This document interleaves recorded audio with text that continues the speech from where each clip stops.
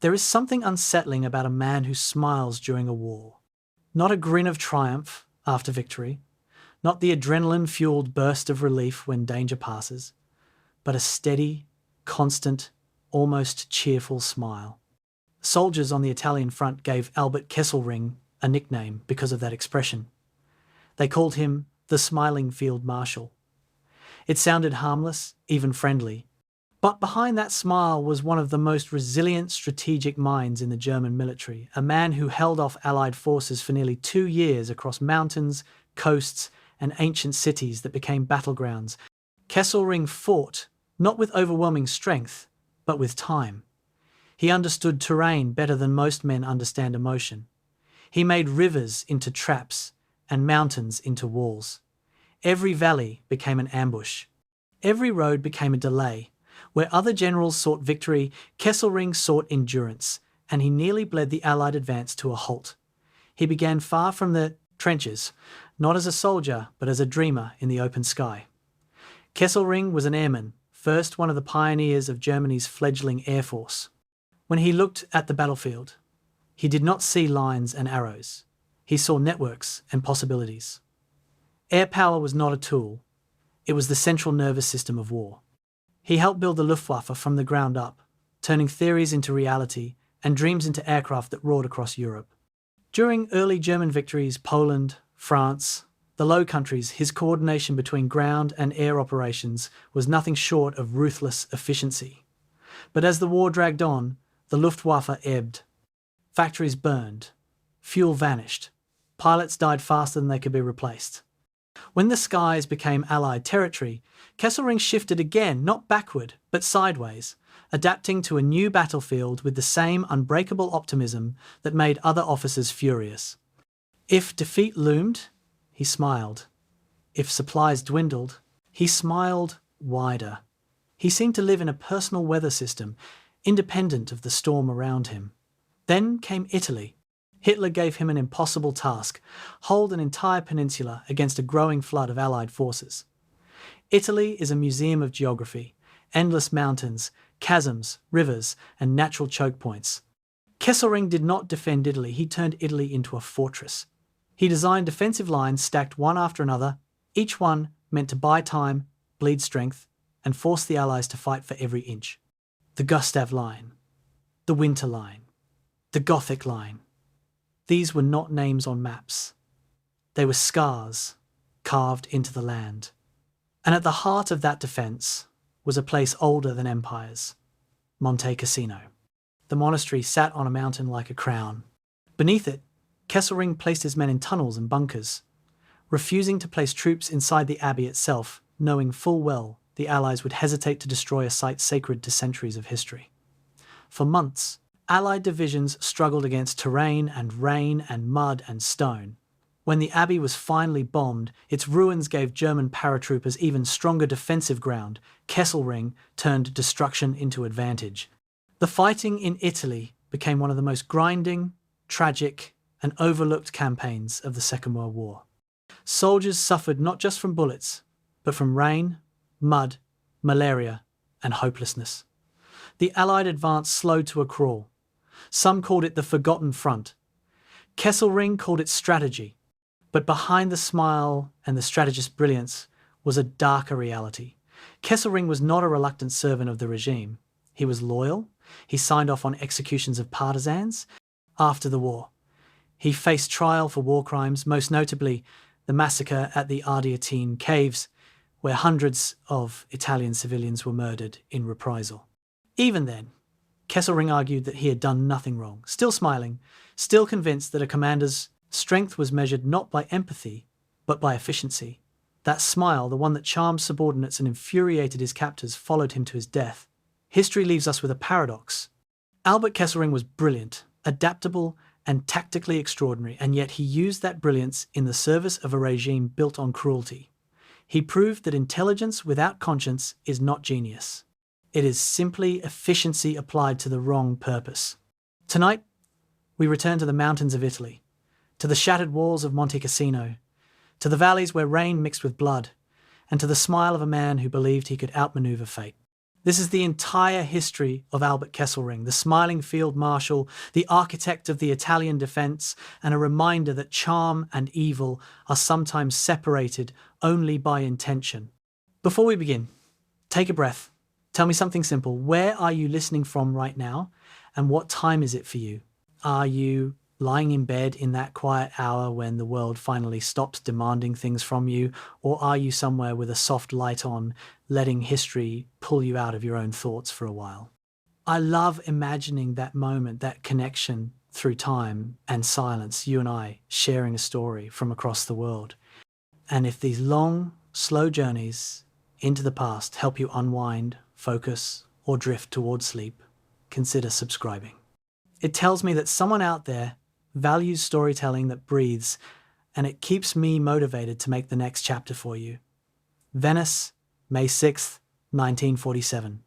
The morning light filtered through the tall windows of the Italian courtroom, casting long shadows across the polished wooden floor where a single man sat in the defendant's chair, his hands folded calmly in his lap.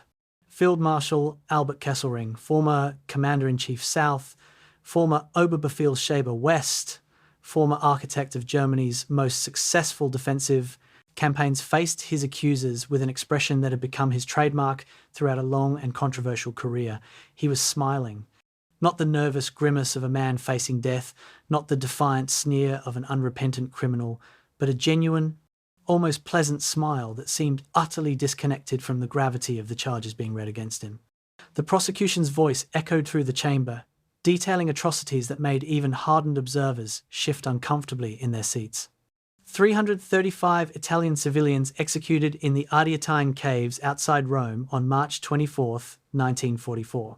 The bodies had been stacked in underground passages and sealed with explosives, creating a mass grave that remained hidden for weeks until the stench of decomposition led investigators to the site. The victims included political prisoners, Jews rounded up in random sweeps, and ordinary Romans who happened to be in custody when the order came down. Some were old men. Some were boys, barely into their teens. All had been shot in the back of the head, their hands tied, forced to kneel in the darkness before the bullets came. And the order that set this machinery of death in motion, the prosecution argued, came from the smiling man now sitting before the court. But this was not the simple story of a monster facing justice. The defence table was piled with letters, 25,000 of them written by German veterans pleading for Kesselring's life. Former soldiers described him as a commander who cared for his men, who visited frontline positions under fire, who remembered names and asked about families. Italian civilians who had lived under German occupation told conflicting stories. Some spoke of brutality and terror. Others described German officers under Kesselring's command who had protected villages from SS units, who had warned civilians before bombardments, who had maintained a veneer of military professionalism even as the war consumed Italy. Even Winston Churchill had quietly intervened on Kesselring's behalf, suggesting that the Field Marshal had been a correct opponent who deserved consideration. The contradiction sat there in the courtroom like an unexploded bomb. How does a man beloved by his subordinates end up on trial for ordering massacres? How does a commander described as honourable and professional become complicit in atrocities that violated every code of warfare? The prosecution had an answer: command responsibility. Kesselring had issued the orders that created the framework for reprisals. His directive of March 23rd, 1944, had authorised a 10-to-1 ratio, 10 Italians, to be executed for every German killed by partisan action. The Attrition massacre followed that mathematical logic with horrifying precision. 33 German policemen had been killed by a partisan bomb on the Via Rasella in Rome. The required number of executions, 330. The actual number killed? 335. Because the officer in charge had miscounted and didn't want to fall short. Kesselring's defence was equally straightforward. He argued that reprisals against civilian populations were legal under the international laws of war as understood in 1944. He maintained that he had never ordered the specific Attrition massacre, that subordinate commanders had exceeded his intent, that the SS security apparatus operated independently of Wehrmacht control. He pointed out that partisan warfare created an impossible situation where fighters who attacked from civilian populations and then melted back into them placed those populations at risk. His lawyers argued that judging wartime decisions by peacetime standards was fundamentally unjust, that every army in history had faced similar situations and responded with similar measures. The prosecution called this moral sophistry. The defense called it legal reality. As the trial progressed, through 11 weeks of testimony, a more complex picture emerged. Documents showed that Kesselring had issued multiple directives authorizing harsh measures against partisan supporters. His order of June 17, 1944, had specified that civilians found with weapons or aiding partisans could be shot immediately without trial. His proclamations posted throughout occupied Italy had threatened collective punishment for villages that harbored resistance fighters. But other documents showed him restraining subordinates, prohibiting the looting that was endemic in other theatres, and actually prosecuting German soldiers who committed unauthorized violence against civilians. He had issued explicit orders protecting Italian cultural sites, including a controversial decision to fortify the heights around Monte Cassino while keeping troops out of the ancient monastery itself, though Allied bombing destroyed it anyway. The witnesses painted contradictory portraits. Italian survivors of German reprisals described scenes of calculated brutality, villages burned, hostages selected at random, bodies left hanging as warnings. But they also noted that the worst atrocities often involved SS units rather than Wehrmacht troops, and that the level of violence varied dramatically depending on which German unit controlled an area. Some Wehrmacht commanders under Kesselring's authority had clearly interpreted his directives as permission for savagery. Others had implemented more restrained policies. German veterans testified that Kesselring had repeatedly emphasized discipline and military propriety, that he had exploded in anger when shown photographs of atrocities, that he had personally intervened to stop SS actions on several occasions. The question the trial couldn't definitively answer was whether Kesselring had created the conditions for massacres through vague directives and willful ignorance, or whether he had genuinely tried to maintain military discipline in an impossible situation.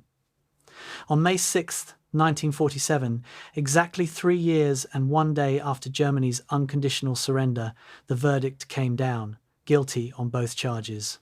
The sentence, death by firing squad. Kesselring received the judgment without visible emotion, though observers noted that his famous smile finally faded. He stood at attention as the sentence was read. A 61-year-old man who had commanded hundreds of thousands of troops in 4 years of war, now facing execution for the orders he had issued and the crimes committed under his authority. The courtroom erupted in mixed reactions. Italian survivors wept with relief, German veterans sat in stunned silence. Legal observers debated whether the trial represented justice or vengeance, whether command responsibility was being applied fairly, or whether Kesselring was being scapegoated for systemic failures. But the story didn't end there.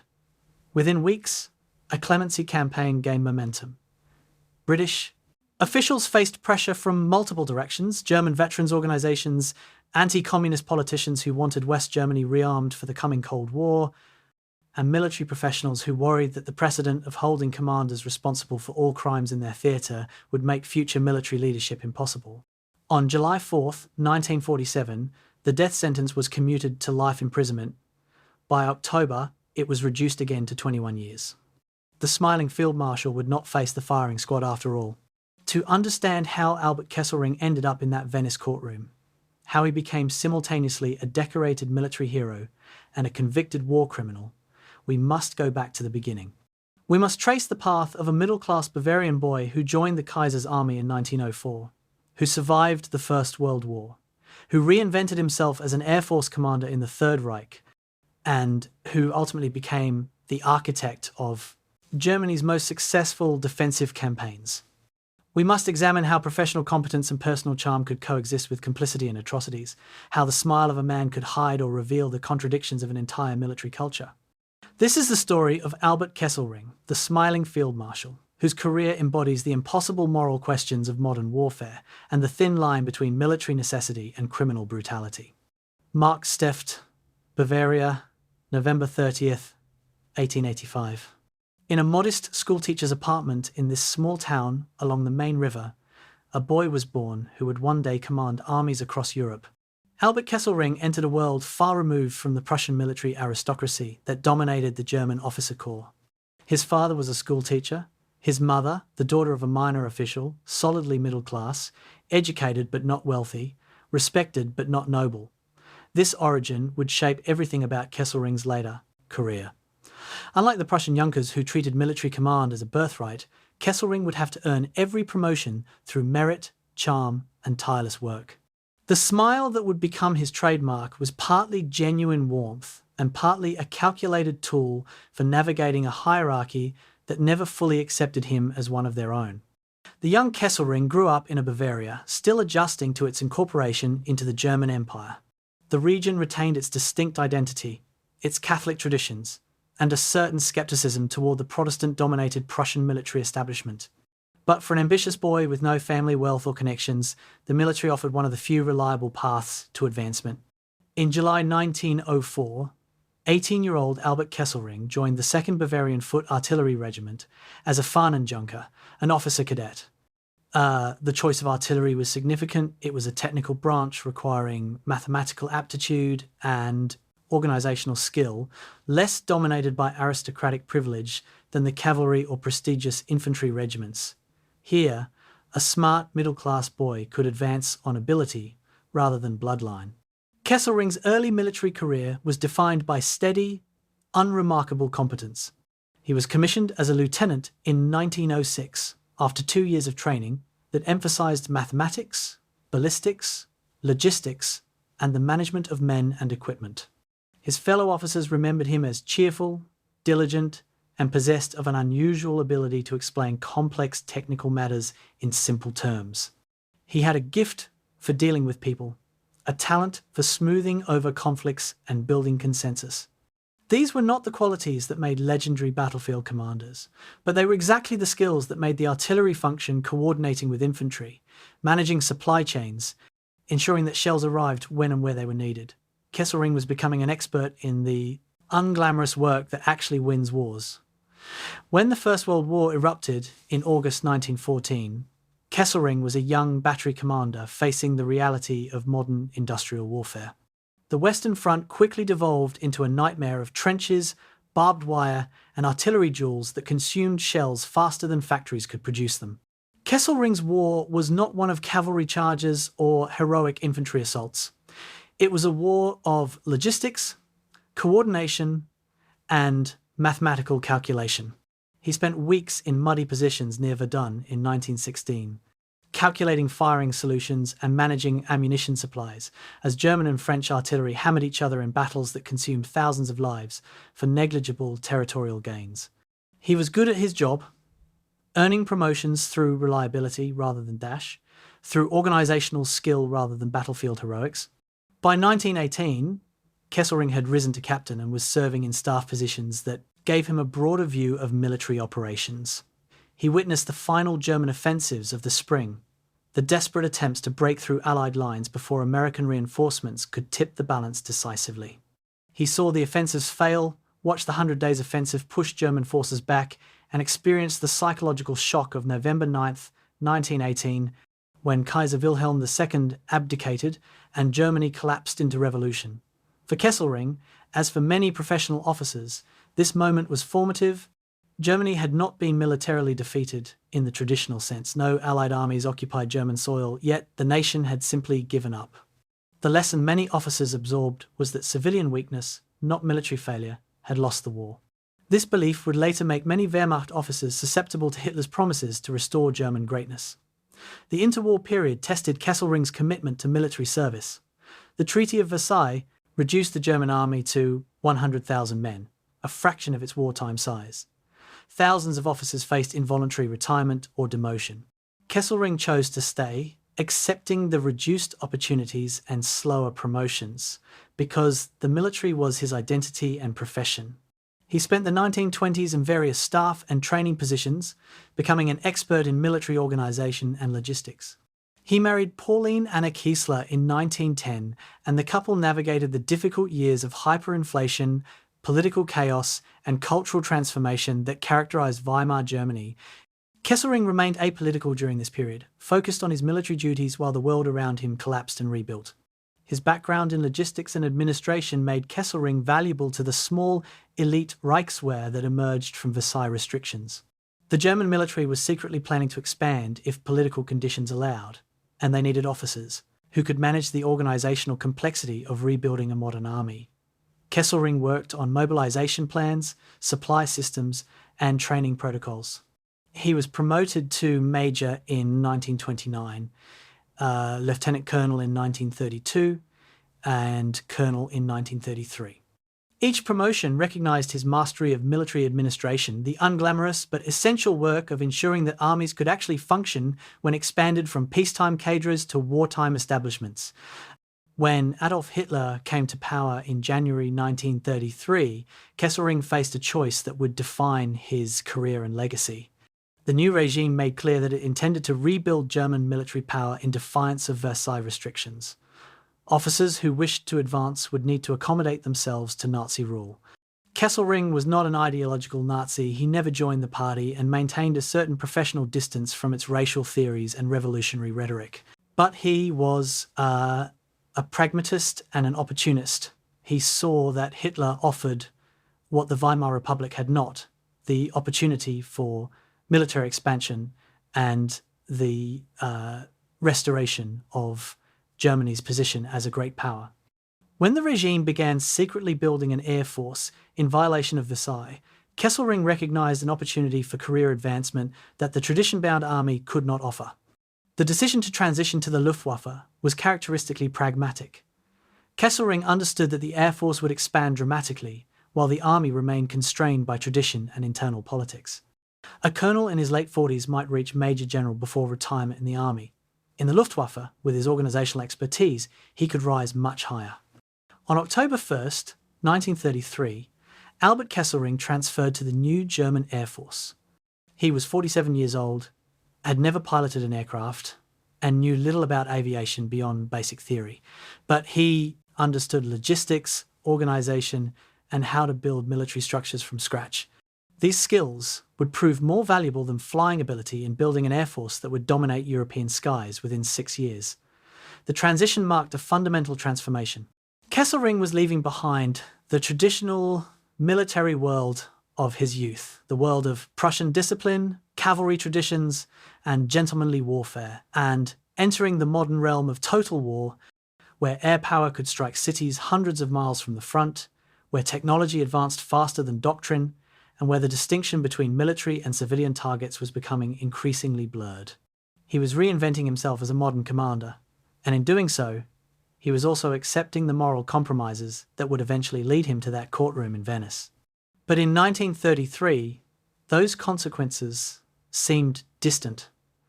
What mattered was the opportunity to build something new, to rise, higher than his middle-class origins would have allowed in the old army, and to serve a regime that promised to restore Germany's greatness. The smile came more easily now. The future looked bright. Berlin, October 1st, 1933. In a nondescript office building where the secret Luftwaffe was being planned, Colonel Albert Kesselring reported for his first day in the Air Force. He was 47 years old, a career artillery officer who had never sat in a cockpit, never studied aeronautical engineering, never even seriously considered aviation as part of his military future.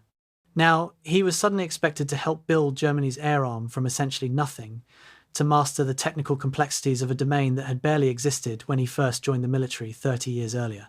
The young officers around him, many of them actual pilots with real flying experience, regarded this middle-aged ground soldier with barely concealed skepticism. What could an artillery officer teach them about aviation? The answer, it turned out, was nothing about flying, but everything about making an air force actually work. Kesselring's genius lay not in understanding how aircraft flew, but in understanding how military organizations functioned. Someone needed to figure out how many mechanics were required per aircraft, how to establish supply chains for spare parts, how to coordinate between aircraft manufacturers and operational squadrons, how to create training systems that could rapidly expand from hundreds of pilots to tens of thousands.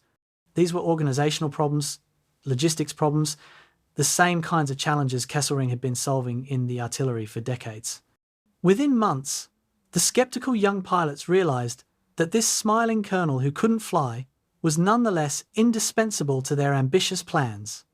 Kesselring's first major role was as an administrator, specifically as the head of the Luftwaffe's administrative office. starting in 1936. This position sounds bureaucratic and uninspiring, but in reality, it gave him control over the practical aspects of building an air force. He oversaw procurement, establishing relationships with aircraft manufacturers like Messerschmitt, Junkers, and Heinkel. He helped design the organizational structure of Luftwaffe units, determining how many aircraft constituted a squadron, how squadrons combined into groups and wings, how command and control would function in an arm where operations moved at hundreds of miles per hour rather than the walking pace of infantry. He worked directly with Hermann Göring, the vain and increasingly erratic Reichsmarshal who commanded the Luftwaffe, and learned to manage Göring's ego while quietly getting things done. The task was staggering in its complexity. Germany's aviation industry had been restricted by Versailles, allowed only to produce civilian aircraft in small numbers. Now it needed to scale up to military production to design and build fighters, bombers, and reconnaissance aircraft competitive with those of France and Britain. Every aspect of the system had to be created, not just the aircraft themselves, but the doctrines for using them, the training programs for pilots and crews, the maintenance systems, the fuel logistics, the bomb production facilities, everything. Kesselring threw himself into this work with characteristic enthusiasm. He toured factories, consulted with engineers, mediated disputes between designers and military planners, and gradually built the administrative backbone that would allow the Luftwaffe to expand from a few hundred aircraft to thousands. His lack of flying experience was actually addressed, at least symbolically. In 1935, Kesselring took his first flight as a passenger, experiencing firsthand the perspective that his pilots would have.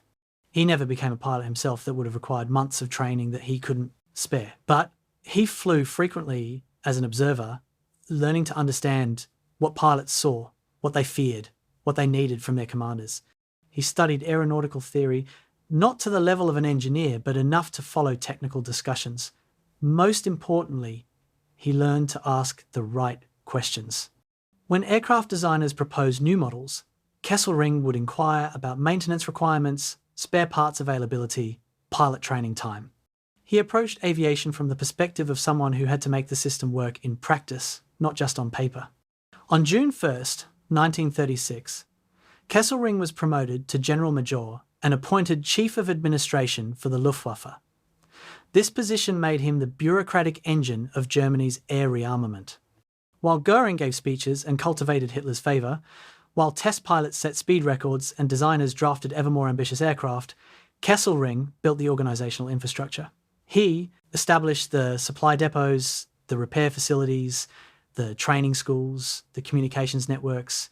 He figured out how to coordinate between the Luftwaffe, the Wehrmacht High Command, and the civilian economy. He became a master of what military theorists call logistics, the unglamorous but essential art of ensuring that forces can actually operate when called upon. His administrative success led to operational command. On June 1st, 1938, now promoted to General der Flieger, Kesselring took command of Luftkreiskommando 3, one of the Luftwaffe's regional air commands based in Dresden. This position gave him responsibility for all Luftwaffe operations in the region, from training units to operational squadrons. It was a test: could the administrator actually command in an operational role? Kesselring approached the challenge with his usual thoroughness. He visited every unit under his command, met with squadron leaders, observed training exercises, and absorbed lessons about how air operations actually functioned. He still wasn't a pilot, but he was becoming an air commander, learning the art of wielding air power as a weapon rather than just administering it as a system. His relationship with the Nazi regime during this period was pragmatic and opportunistic. Kesselring never joined the Nazi Party, maintaining a professional distance that many Wehrmacht officers preserved. He wasn't particularly interested in Nazi ideology, the racial theories, the revolutionary rhetoric, the grandiose visions of remaking European civilization. What interested him was the opportunity to build a powerful military force and to advance his own career to heights impossible in the constrained, aristocracy-dominated army of the Weimar era. He attended the necessary social functions, smiled at the party leaders, and navigated the treacherous waters of Nazi politics with the same diplomatic skills he'd used to manage relations between Bavarian and Prussian officers earlier in his career.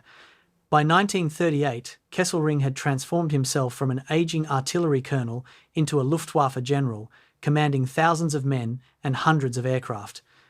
He had risen further and faster than would have been possible in the traditional army, proving that his gamble on aviation had paid off. The smile was now a fixture of his public persona. Subordinates described him as approachable and optimistic, always ready with encouragement, always projecting confidence, even when circumstances were difficult. This positivity was partly genuine, reflecting his naturally cheerful temperament, but it was also a leadership tool. Kesselring understood that morale mattered, that armies performed better when led by commanders who projected confidence and took care of their men.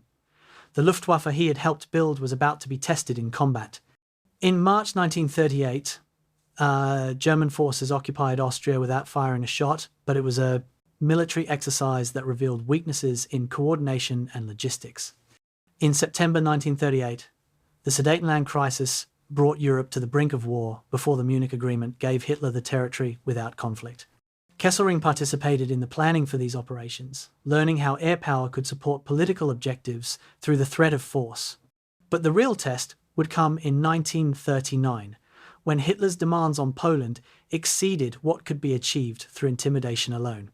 Kesselring would finally discover whether the air force he'd helped build could actually win wars, and the answer would exceed even his optimistic expectations, validating the organizational systems he'd created, while also setting Germany on a path toward total war and eventual catastrophe. 4:45 in the morning, September 1st, 1939. Across the forests and fields of East Prussia and Pomerania, German aircraft engines roared to life. In the pre-dawn darkness, Kesselring stood in the operations room of Luftwaffe 1 headquarters, watching as coloured markers representing his aircraft began moving across the situation map toward Poland. This was the moment years of preparation had built toward the first real test of the Luftwaffe in combat, the validation or refutation of everything they had theorised about air power. Within minutes, the reports began flooding in. Polish airfields under attack, bombs falling on communication centres, fighter sweeps clearing the skies of Polish aircraft. The carefully orchestrated plan was unfolding with mechanical precision. Luftwaffe 1 First Air Fleet was Kesselring's command, and it was a formidable instrument of war. Approximately 1,000 aircraft, Heinkel, He-111s and Dornier Do-17s for bombing, Messerschmitt Bf-109s for fighter escort, Junkers Ju-87s for precise ground attack. These aircraft supported Army Group North's advance from East Prussia and Pomerania into northern Poland.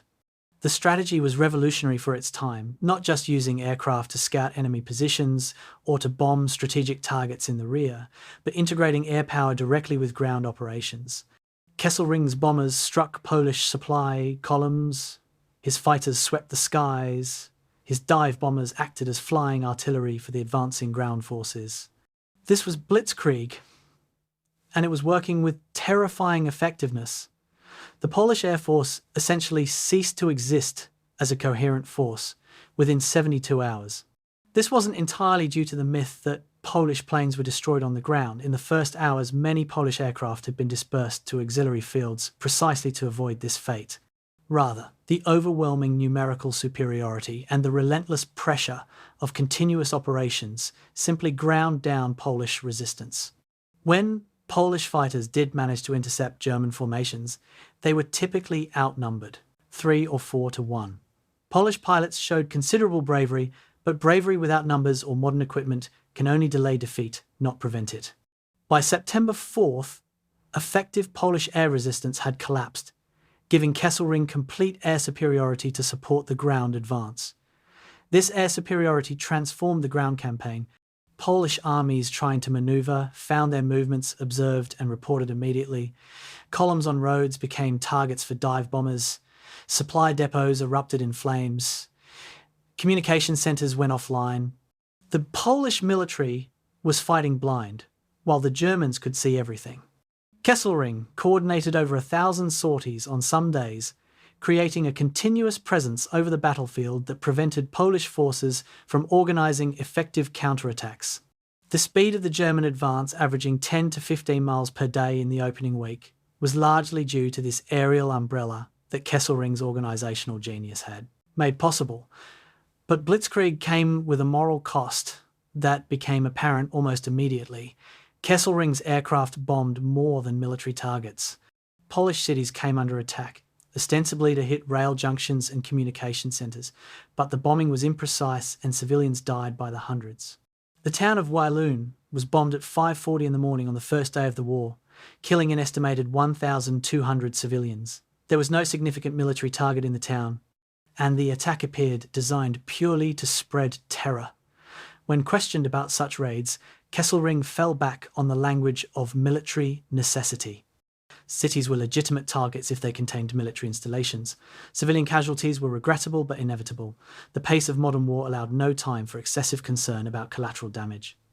The campaign's climax came at Warsaw. By mid-September, Polish forces had been pushed back into a defensive perimeter around the capital. The German High Command, impatient to finish the campaign before the autumn rains turned roads to mud, ordered a direct assault. The Polish garrison refused to surrender, leading to a siege that would test the limits of what Kesselring considered acceptable warfare.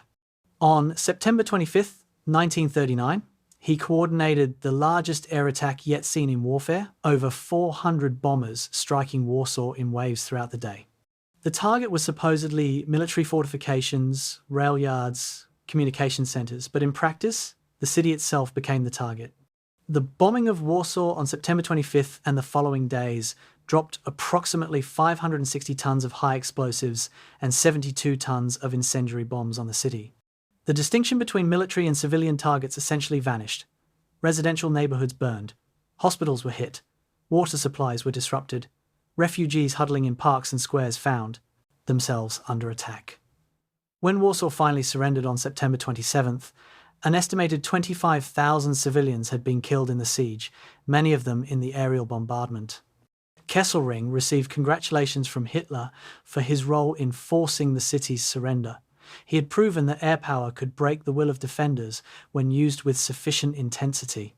The moral implications of Warsaw would haunt Kesselring at his post-war trial, but in October 1939 he experienced only the satisfaction of victory. The Polish campaign had lasted 36 days, from invasion to the last organised Polish resistance. Germany had conquered a nation of 35 million people, eliminated an army of 1 million men, and done so with relatively modest casualties, approximately 16,000 German dead. The Wehrmacht's combination of mechanised ground forces and overwhelming air support had revolutionised warfare, proving that World War I's stalemate of trenches and attrition could be overcome through speed, coordination, and the ruthless application of firepower. Kesselring emerged from Poland as one of Germany's most successful commanders. His organisational skills had created a Luftwaffe that functioned smoothly, even under the stress of continuous operations. His operational decisions had consistently supported the ground advance effectively. His willingness to use air power aggressively, even against targets with significant civilian presence, had helped crush Polish resistance quickly. On October 6, 1939, he stood in a reviewing stand in Warsaw, watching German troops parade through the conquered capital. Hitler personally congratulated him. The smile was back in full force. This middle-aged former artillery officer had proven he could command in modern warfare. But Poland had been a test against a qualitatively inferior opponent with obsolete equipment and divided strategic attention between Germany and the simultaneous Soviet invasion from the east. The real test would come against France and Britain, enemies with modern air forces, sophisticated air defence systems, and the advantage of having watched the Polish campaign and learned from it. As 1939 turned to 1940 and the Wehrmacht prepared for operations in the West, Kesselring faced a new challenge. Could the organisational systems and tactical approaches that had worked against Poland succeed against first-rate opponents? The answer would come in May 1940, when Kesselring's Luftwaffe 2 would play a crucial role in the most stunning military victory of the 20th century, the fall of France. May 10th, 1940, 4:35 in the morning. Dawn broke over Belgium and northern France to the sound of German aircraft, hundreds of them, appearing suddenly in the sky like a swarm of mechanical locusts. Kesselring's Luftwaffe 2 had launched one of the most concentrated air operations in history, striking simultaneously at airfields, communication centres, and military installations across Belgium, the Netherlands, and northern France. The targets had been selected with meticulous care during months of planning. Within minutes, the carefully prepared Allied defence plans began unravelling. Belgian and Dutch airfields erupted in flames as bombers caught aircraft on the ground. French communication networks went silent as key relay stations were destroyed. The Allies had been expecting an attack, had positioned their best forces to meet it, but they had not anticipated the sheer intensity of the aerial assault. Luftwaffe 2 represented the largest air fleet Kesselring had yet commanded, approximately 1,200 aircraft of all types, from heavy bombers to fighters to reconnaissance planes.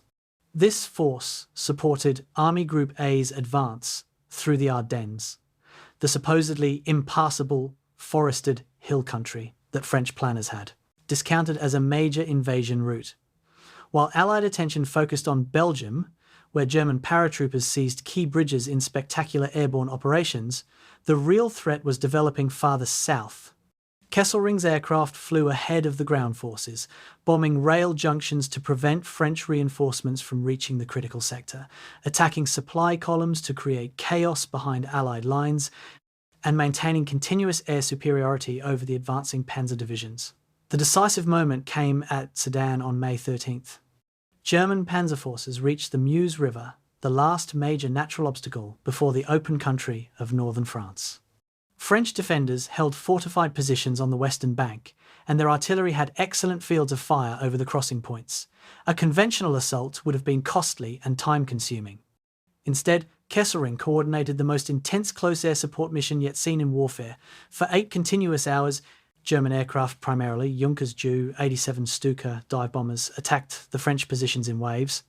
800 aircraft flying in continuous rotation, dropping bombs with the distinctive screaming sirens that became the psychological signature of Blitzkrieg. The bombing at Sedan was less about destroying fortifications, bombs rarely eliminated well-built defensive positions, and more about breaking the will of defenders.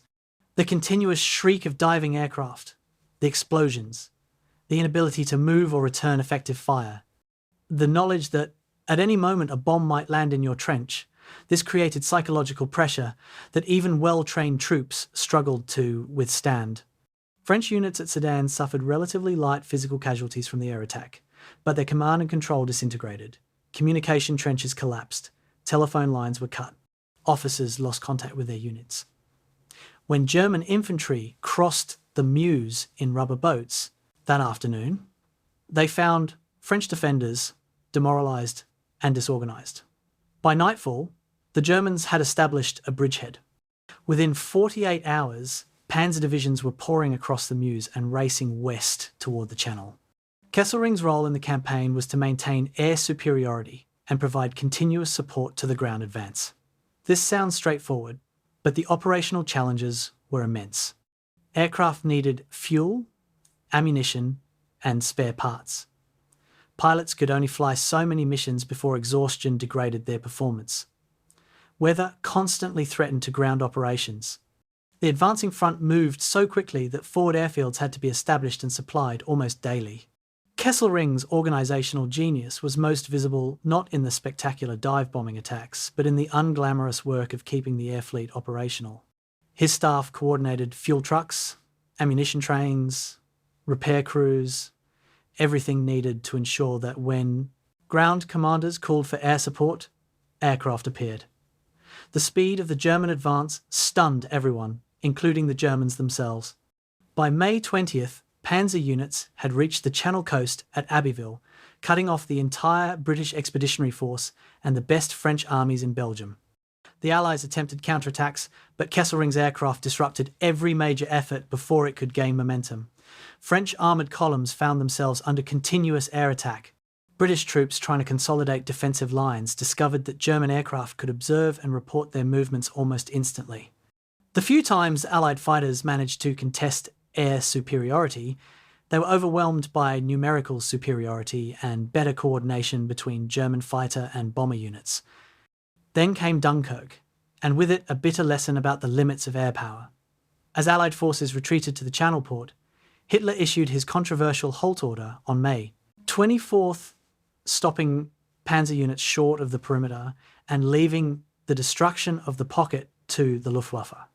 Goering had boasted that air power alone could finish the trapped forces, and Kesselring received orders to prevent the evacuation that the British were desperately organising. For 9 days, from May 26th to June 4th, Luftwaffe 2 attacked the beaches, the harbour, and the hundreds of vessels attempting to evacuate British and French troops. German bombers sank dozens of ships, Stukas strafed troops waiting on the beaches, but weather frequently grounded operations. The British Royal Air Force fought with desperate intensity to protect the evacuation, and the sheer number of vessels involved overwhelmed Kesselring's ability to strike them all. The result was a strategic failure masked by tactical success. Kesselring's aircraft did inflict significant losses, sinking over 200 vessels and killing thousands of Allied troops. But 338,000 British and French soldiers escaped to Britain, living to fight another day.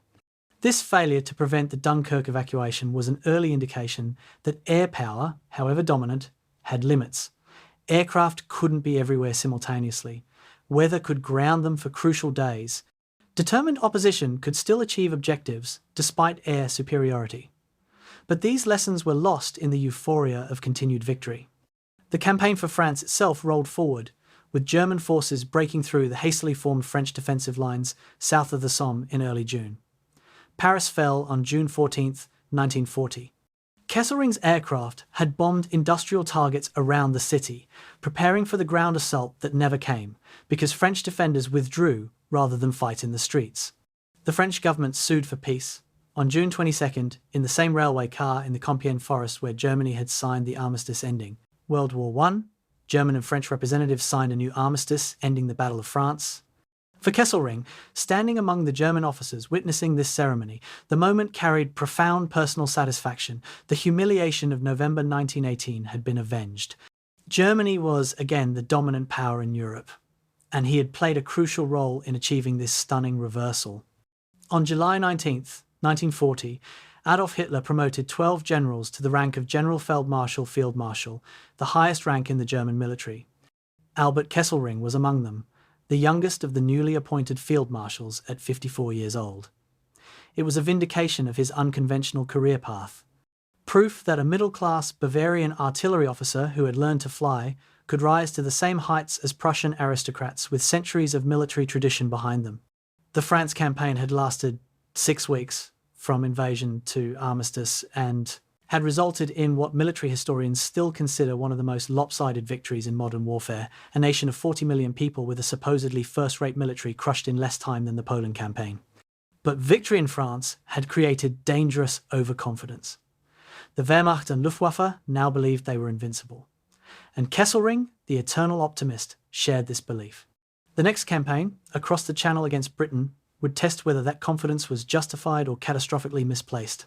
July 10th, 1940, late afternoon. Kesselring stood in his new headquarters at Cap Blanc-Nez on the French coast, looking across the Channel toward the white cliffs of Dover visible on the horizon.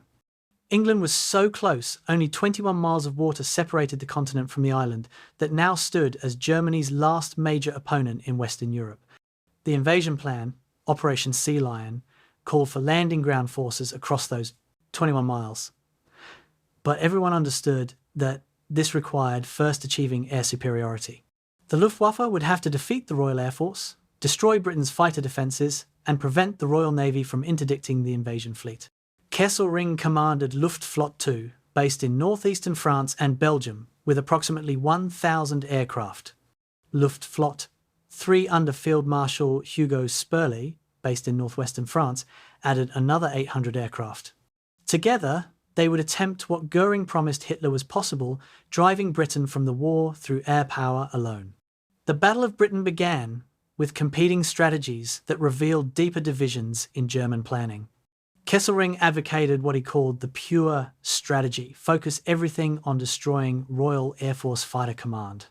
Attack the fighter bases, destroy the aircraft on the ground, force the fighters into the air, where German numerical superiority could overwhelm them. Once Fighter Command was eliminated, Britain would be defenceless against invasion or bombing. Spurley and others argued for a broader approach, striking military-industrial targets across England to paralyse the entire defence infrastructure. Goering vacillated between these strategies, issuing contradictory directives that left operational commanders confused about priorities. This incoherence at the strategic level would undermine every tactical success Kesselring and his pilots achieved. The initial attacks focused on channel convoys and coastal radar stations, probing British defences while inflicting economic damage. German bombers struck shipping in the Channel, forcing the British to reroute convoys around Scotland and disrupting supplies. But these attacks also allowed Fighter Command to learn German tactics while conserving strength.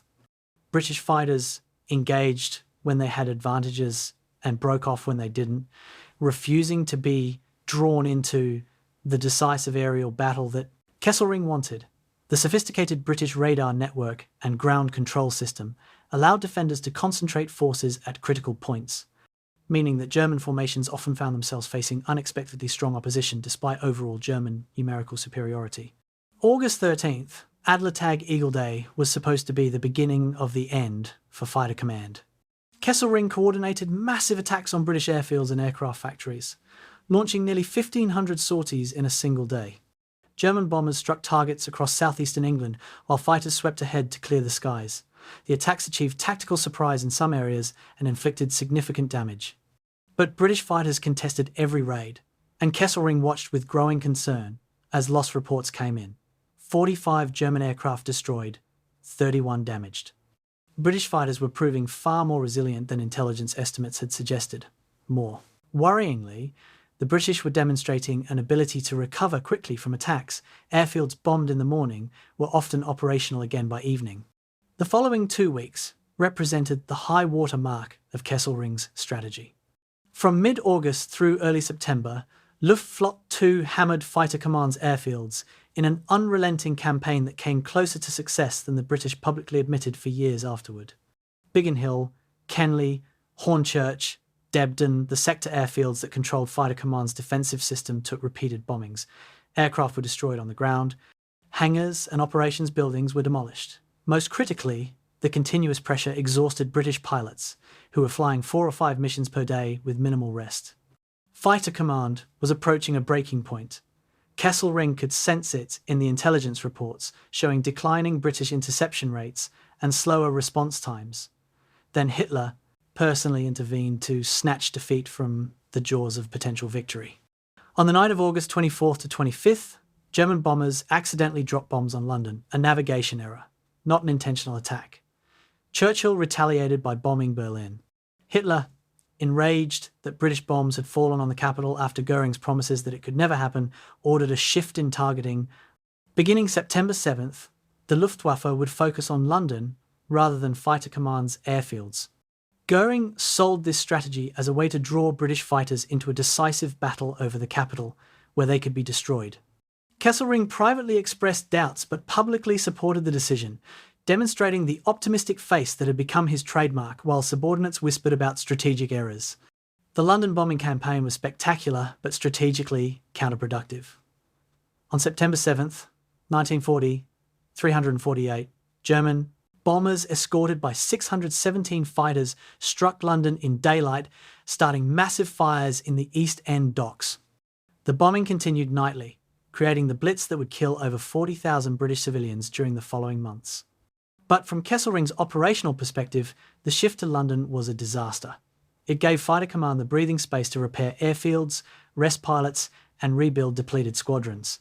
British fighters no longer had to contest every raid because they could focus on defending the capital rather than being spread across southeastern England. The Germans were now operating at extreme range, leaving fighters with minimal time over target before fuel constraints forced them to turn back. September 15th, 1940 would be remembered in Britain as Battle of Britain Day, the climax of the daylight air campaign. Kesselring coordinated 2 massive raids on London, throwing everything available into an attempt to overwhelm Fighter Command. The first raid involved over 100 bombers with heavy fighter escort. The second, launched in the afternoon, involved a similar force. British fighters met both raids with ferocious resistance. The battle raged across the skies of southeastern England throughout the day, with dozens of aircraft from both sides falling in flames. German crews reported destroying enormous numbers of British fighters, claims that totaled over 150 enemy aircraft destroyed. Kesselring, receiving these reports, allowed himself to hope that Fighter Command was finally breaking. The truth was devastatingly different. Post-war analysis showed that the British lost 29 aircraft on September 15th, not 150. German losses were 60 aircraft, double the British total. The pattern of overclaiming by German pilots, endemic throughout the campaign, had created a false picture of success. Kesselring and other commanders believed they were winning a battle of attrition when in reality the exchange rate favoured the British. More fundamentally, the British could replace losses from factories inside Britain, while German aircraft had to be produced in Germany and ferried to French bases. British pilots shot down over England often survived and returned to duty. German pilots shot down over Britain went into captivity. The mathematics of attrition warfare inexorably favoured the defenders. Within 2 weeks of September 15th, the Luftwaffe essentially abandoned daylight bombing of Britain. Losses had become unsustainable, and even Kesselring's optimism couldn't obscure the failure to achieve air superiority. Operations shifted to night bombing, which reduced losses but also reduced accuracy to near-random levels. On October 12, 1940, Hitler formally postponed Operation Sea Lion indefinitely. The invasion of Britain would not happen. For the first time since taking command of Luftwaffe 2, Kesselring had failed to achieve a strategic objective. His organisational genius, his tactical skill, his famous positive attitude, none of it had been enough to overcome the fundamental strategic problems of operating across the Channel against a determined enemy with a sophisticated defence system. The Battle of Britain cost Kesselring's Luftwaffe 2 approximately 700 aircraft destroyed or damaged beyond repair and about 1,200 aircrew killed, captured or permanently disabled. These were veterans, experienced pilots and crews who had conquered Poland and France, now gone forever. The loss rates were unsustainable, the training system couldn't replace experienced crews fast enough. But perhaps more damaging than the material losses was the psychological impact. The Luftwaffe had been proven fallible. The aura of invincibility created in Poland and France had shattered against British resistance. For Kesselring personally, the failure was a bitter lesson in the limits of optimism. No amount of positive thinking could compensate for strategic errors and operational realities. But rather than crushing him, the defeat seemed to strengthen his resolve. He would learn from this failure. He would adapt, and when Germany turned its attention eastward toward the Soviet Union in 1941, Kesselring would have the opportunity to restore his reputation as one of the Third Reich's most effective commanders. 3:15 in the morning, June 22nd, 1941. Across an 1,800-mile front stretching from the Baltic Sea to the Black Sea, German artillery opened fire on Soviet positions, shattering the pre-dawn silence with thousands of simultaneous explosions. 15 minutes later, Kesselring's Luftwaffe 2 aircraft crossed into Soviet airspace, beginning the largest single-day air operation in history. Over 800 aircraft from his command alone, part of a total Luftwaffe force of nearly 3,000 planes, struck Soviet airfields in Western Russia and Belarus. The targets had been identified through months of reconnaissance: bomber bases, fighter stations, maintenance facilities, fuel depots. Within hours, the reports flooding into Kesselring's headquarters told a story almost too extraordinary to believe. Hundreds of Soviet aircraft destroyed on the ground. Entire air regiments eliminated before they could even scramble. By nightfall on the first day of Operation Barbarossa, the Soviet Air Force had lost approximately 1,200 aircraft. By the end of the second day, the number exceeded 1,800. Luftwaffe 2 supported Army Group Center, the most powerful of Germany's 3 invasion groups, aimed at Minsk, Smolensk, and ultimately Moscow. Kesselring commanded approximately 1,000 aircraft: Heinkel bombers, Messerschmitt fighters, Junkers dive bombers, the same types that had conquered Poland and France. But the scale was entirely different. The distances were immense. The Soviet Union stretched thousands of miles eastward, far beyond anything Germany had previously attempted. The infrastructure was primitive dirt roads that turned to mud with rain, limited rail networks, fuel supplies that had to be transported hundreds of miles. Kesselring's organisational skills would be tested more severely than ever before. The initial advance seemed to validate the blitzkrieg approach once again. German panzer spearheads raced eastward, covering 30 or 40 miles per day in some sectors. Kesselring's aircraft flew ahead, bombing Soviet supply columns, strafing retreating units, maintaining constant pressure that prevented the Red Army from establishing coherent defensive lines. At Bialystok and Minsk, in late June and early July, German forces encircled enormous Soviet formations, over 300,000 prisoners taken in the first major encirclement. Kesselring's close air support played a crucial role, interdicting roads and rail lines to prevent Soviet forces from escaping the pockets. The pattern established in France repeated itself. German air superiority allowed ground forces to maneuver aggressively while Soviet commanders fought blind. But Kesselring began noticing troubling differences from previous campaigns.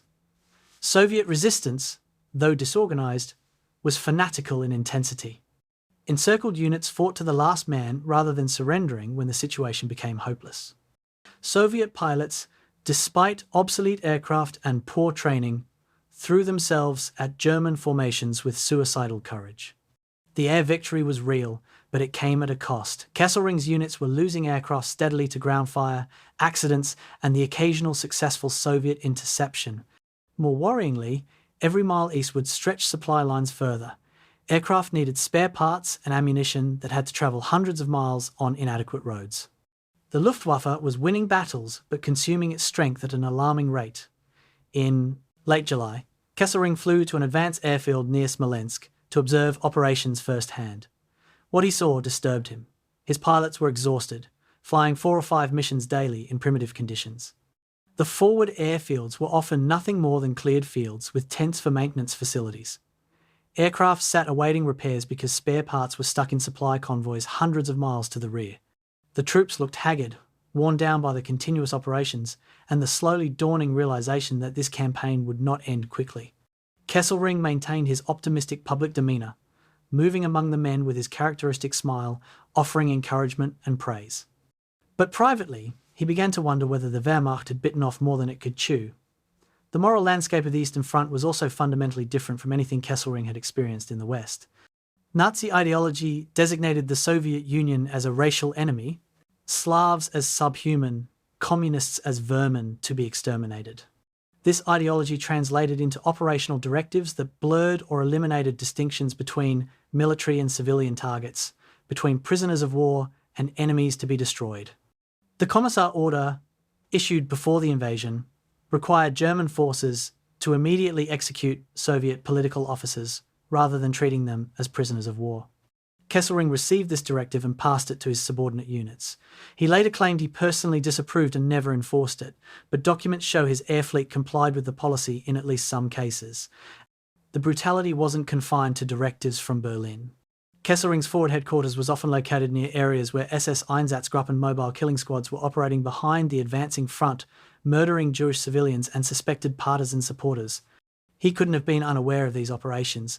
The massacres occurred within miles of his command posts. Smoke from burning villages was visible from his airfields. Reports from Luftwaffe ground personnel described atrocities they'd witnessed. Kesselring's response was to focus on his military mission and avoid involvement in what he considered security matters outside his responsibility.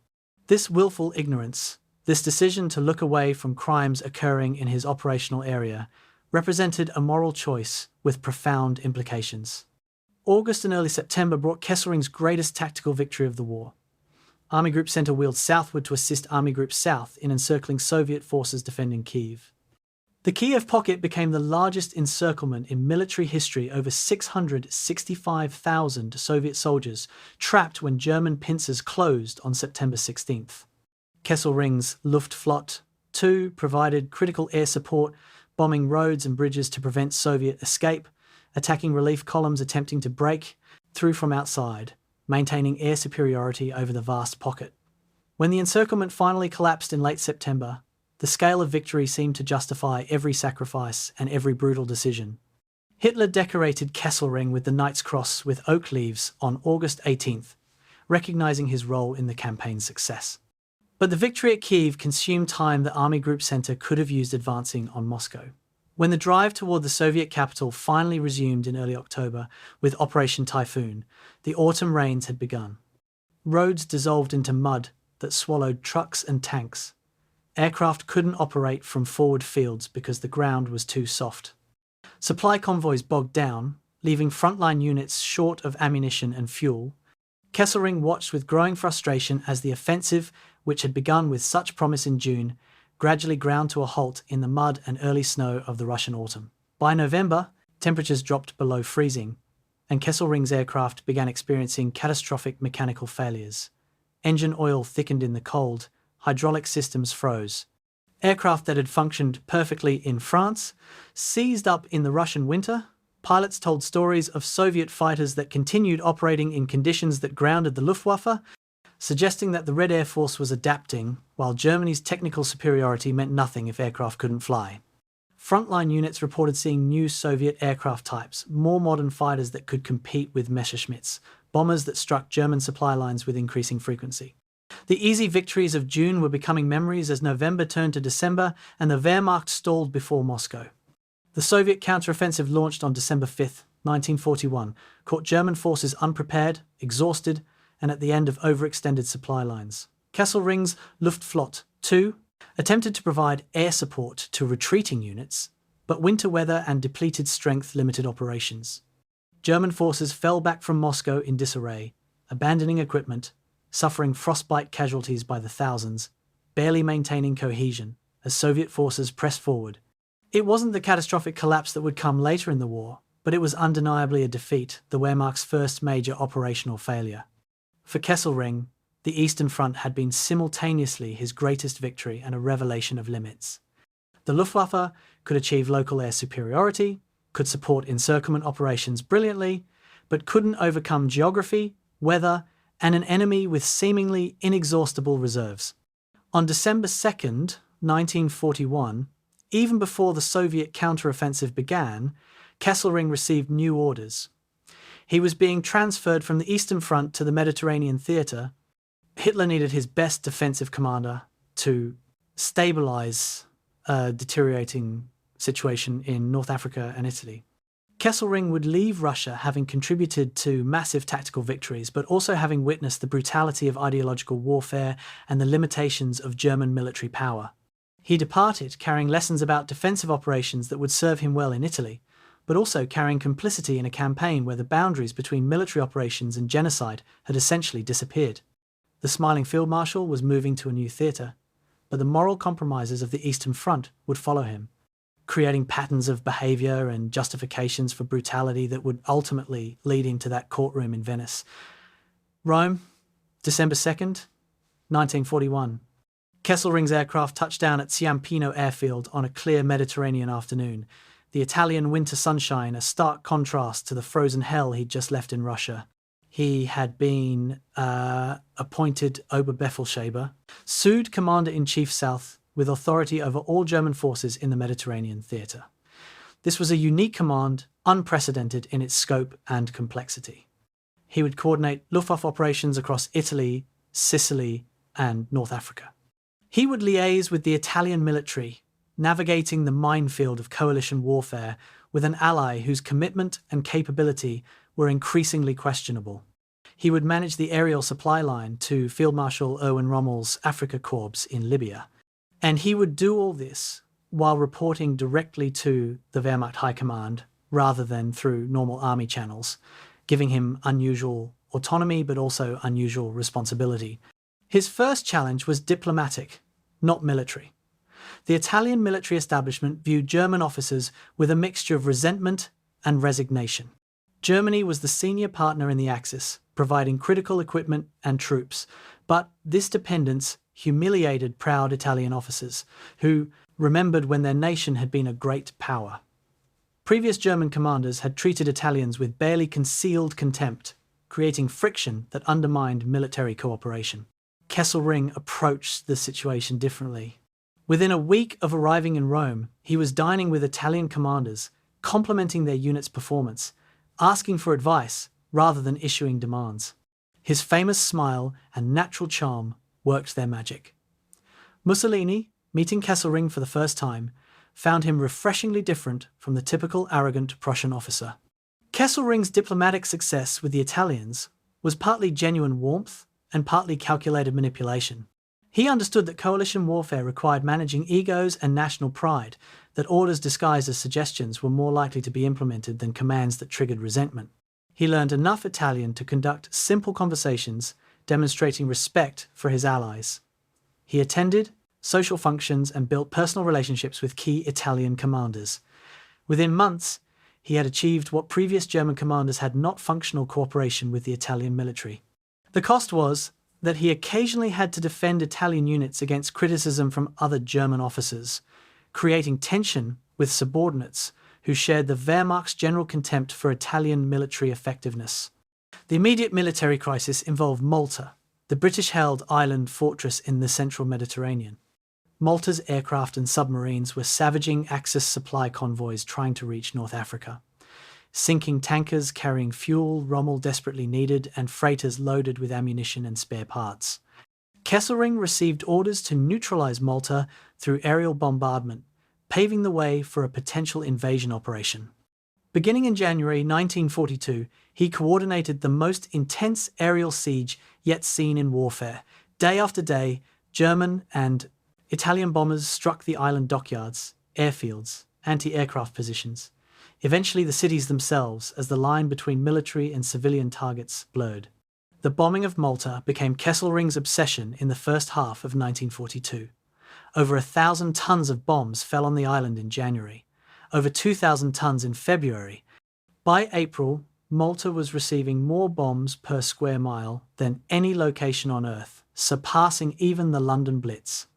Kesselring visited forward air bases in Sicily, coordinating targeting personally, adjusting tactics based on reconnaissance reports.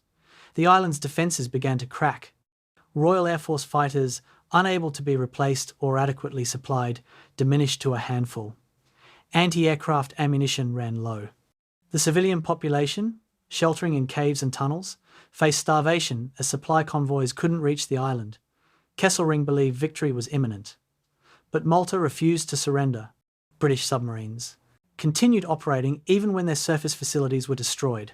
Aircraft flew from cratered runways that British engineers repaired overnight. Somehow, enough supplies got through to keep the garrison functional. Kesselring recommended invasion, Operation Hercules arguing that Malta could only be finally eliminated by ground forces. But Hitler and Mussolini vacillated. Rommel claimed he could conquer Egypt without Malta being invaded, that the island was effectively neutralised by bombing. In May 1942, Kesselring made a fateful assessment. He declared Malta no longer a threat. He convinced the German High Command to cancel the invasion and redirect resources to Rommel's offensive in North Africa. It was one of the greatest strategic miscalculations of his career.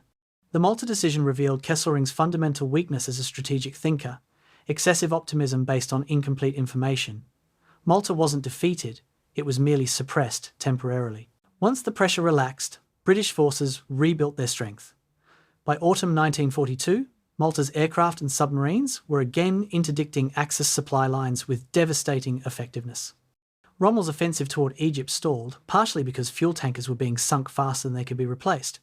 Kesselring's error compounded throughout the remainder of the North African campaign, contributing to the eventual Axis defeat. His optimistic assessment, delivered with his characteristic smile and confidence, had led German strategy astray. His relationship with Rommel was complicated by fundamental personality differences. Rommel was pessimistic, operational, focused on immediate tactical situations and material shortages. Kesselring was optimistic, strategic, inclined to see opportunities where Rommel saw obstacles. When Rommel complained about supply shortages, Kesselring pointed to statistics showing cargo delivered. When Rommel demanded more air support, Kesselring explained the competing priorities across the theatre. The two field marshals clashed repeatedly, their arguments documented in letters and reports, where professional disagreement sometimes shaded into personal animosity. Kesselring thought Rommel was defeatist and melodramatic.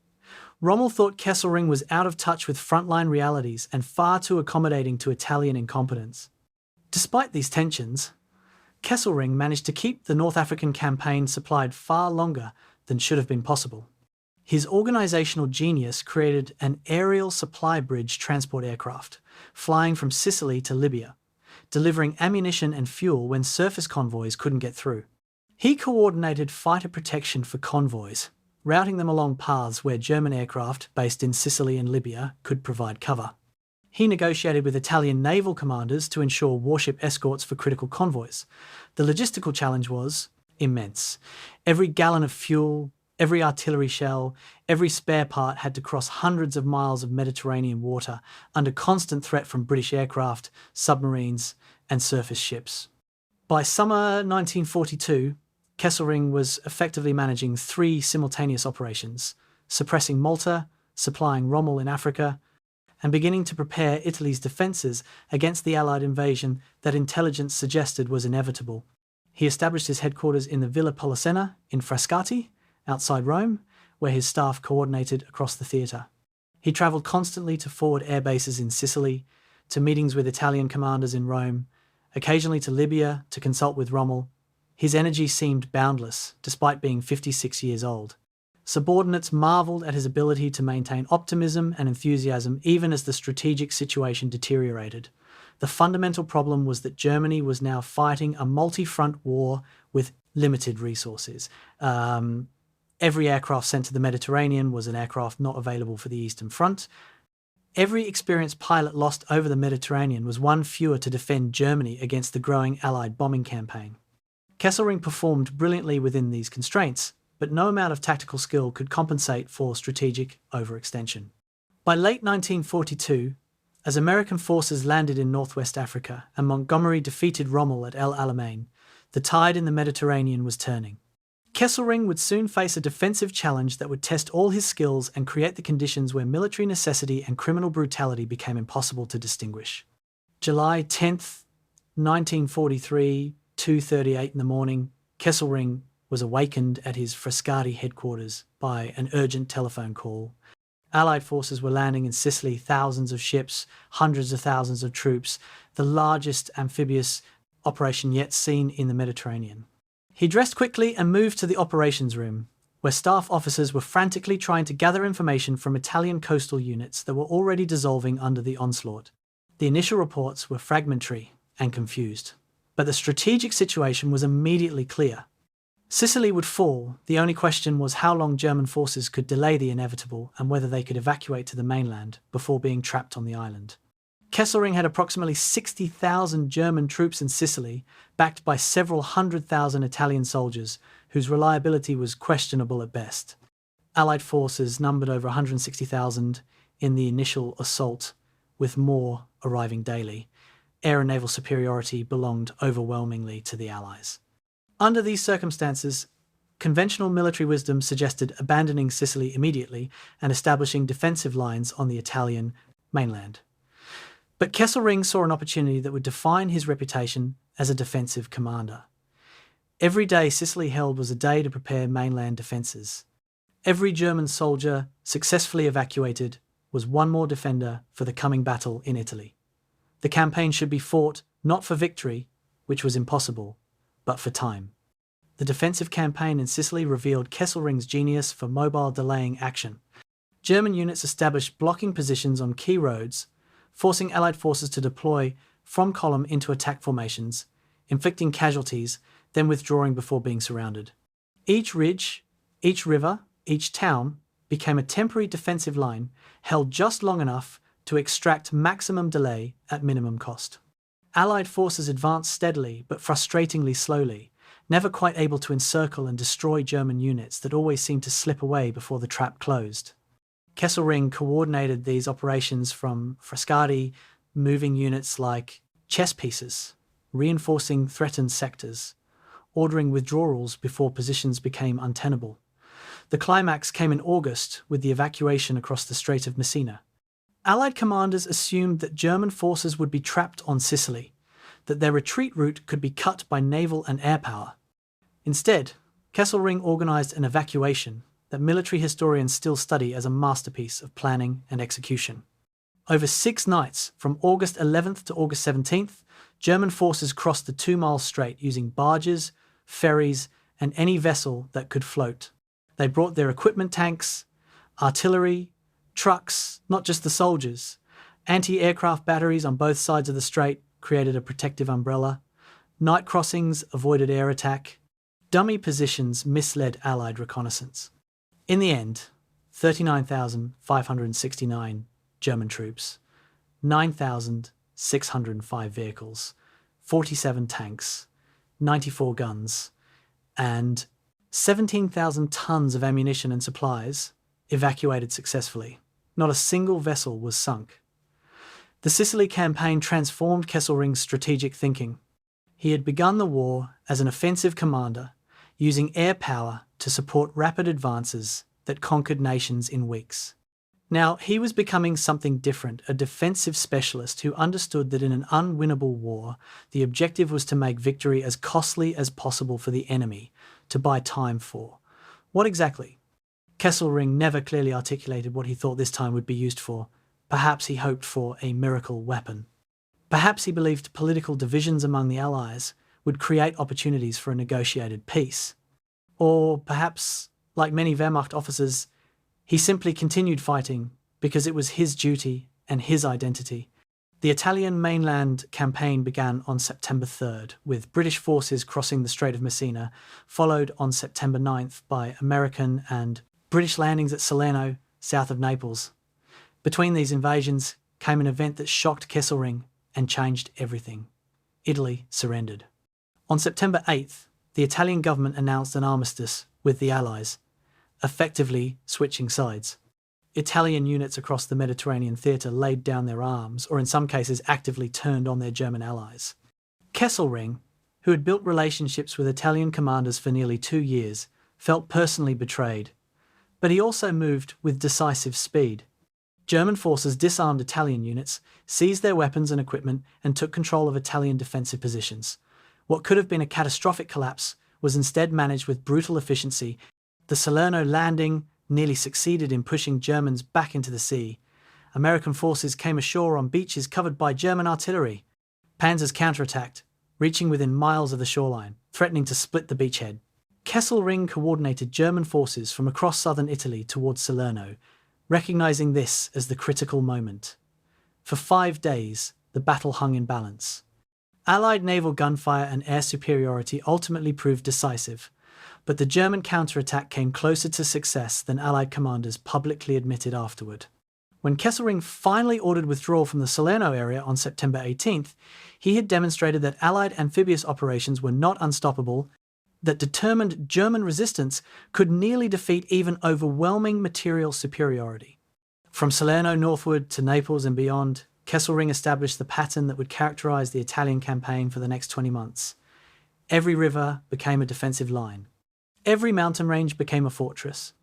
He ordered systematic destruction of bridges and roads, creating obstacles that forced Allied engineers to spend days rebuilding infrastructure before armour could advance. He positioned small forces in positions where geography multiplied their effectiveness, where a company could hold up a division, where the narrow Italian peninsula funneled Allied forces into predictable approach routes covered by pre-positioned artillery. The Volturno River, the Barbara Line, the Bernhardt Line. Each position had a name, but they blurred together into a continuous defensive system where the front line moved but never broke. The Gustav Line, established in November 1943, represented Kesselring's defensive masterpiece. Anchored on the monastery of Monte Cassino, the line stretched 100 miles across the Italian peninsula in a defensive system 10 miles deep. Every natural obstacle was fortified. Fields were mined. Approaches were covered by interlocking fire. Supply routes were hidden in valleys or underground. Kesselring personally toured the positions, making suggestions, checking preparations, ensuring that every advantage of terrain was exploited. He issued orders protecting the Monte Cassino Abbey itself. No troops inside the religious structure, though surrounding heights could be fortified.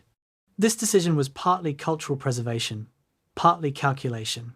The Abbey's presence restricted Allied options, while German defenders in the heights above could observe the entire valley. The Italian civilian population suffered terribly from this defensive strategy. Towns became battlefields, villages were shelled and bombed. Civilians found themselves trapped between armies, unable to flee because mines blocked roads, unable to stay because their homes became fighting positions. Kesselring issued orders requiring civilians to evacuate combat zones, but where could they go? North led deeper into German-occupied territory. South meant crossing active battle lines. Thousands huddled in caves and cellars, hoping to survive until the armies moved elsewhere. Kesselring's after-action reports mentioned civilian casualties as unfortunate but inevitable consequences of defensive warfare. The smile that had once signaled genuine warmth was becoming a mask, a public face maintained for morale purposes, while privately he grappled with an impossible military situation. By January 1944, the Gustav Line had stopped the Allied advance cold. Months of fighting had pushed the front only about 70 miles north of Salerno. Allied casualties were mounting, tens of thousands killed and wounded for negligible territorial gain. Kesselring's strategy of delay was working beyond even his optimistic expectations. Each day Italy held was a day France remained unattacked, a day the Eastern Front received reinforcements, a day V weapons development continued, but this success came at a cost. German divisions were worn down by continuous combat, replacements couldn't match losses of experienced personnel, supply lines stretched back to Germany through Alpine passes vulnerable to air attack, and most ominously, partisan activity was increasing throughout German-occupied Italy, creating a security crisis that would test Kesselring's moral boundaries and ultimately lead to his conviction as a war criminal. January 22nd, 1944, 2 o'clock in the morning. The duty officer at Kesselring's Frascati headquarters burst into his bedroom with news that transformed the entire strategic situation in Italy. Allied forces had landed at Anzio and Nettuno, coastal towns only 30 miles south of Rome, far behind German defensive lines. The initial reports suggested at least 25,000 troops ashore, possibly more, with landing continuing. If the Allies exploited this beachhead aggressively, they could cut Highway 6, the main supply route to German forces fighting at Monte Cassino, and potentially take Rome within days. The nightmare scenario Kesselring had planned for had arrived. Everything depended on the next 72 hours. Kesselring's response demonstrated the improvisational genius that made him exceptional under pressure. He had no reserve forces concentrated near Anzio because every available unit was committed to holding the Gustav Line. So he created reserves by stripping them from everywhere else. Units were pulled from quiet sectors. Training units in northern Italy received movement orders. Even units in France and the Balkans were alerted for possible transfer. Kesselring personally worked the telephones through the night, cajoling, demanding, sometimes exceeding his authority by ordering units that should have required higher approval. By dawn, he had scraped together enough forces to establish a thin containment ring around the beachhead. By January 24th, that ring was strong enough to halt Allied probes. By January 25th, German counterattacks were pushing back. The Anzio landing had the potential to decisively change the Italian campaign, but Allied caution squandered the opportunity. The Anzio landing force commander, General John Lucas, consolidated his beachhead rather than immediately striking inland. This gave Kesselring the time he needed. Within a week, he had assembled a force of roughly 40,000 troops, a mix of units pulled from across the theatre, thrown together with minimal coordination but sufficient to prevent Allied breakout. Kesselring established his forward command post near the beachhead, coordinating defences personally. His optimism returned. The crisis could be contained. Better yet, Allied forces were now trapped in a confined space where German artillery could reach every part of the beachhead. For 4 months, Anzio became a nightmare of trench warfare reminiscent of World War I. Allied troops held a perimeter roughly 7 miles deep and 15 miles wide.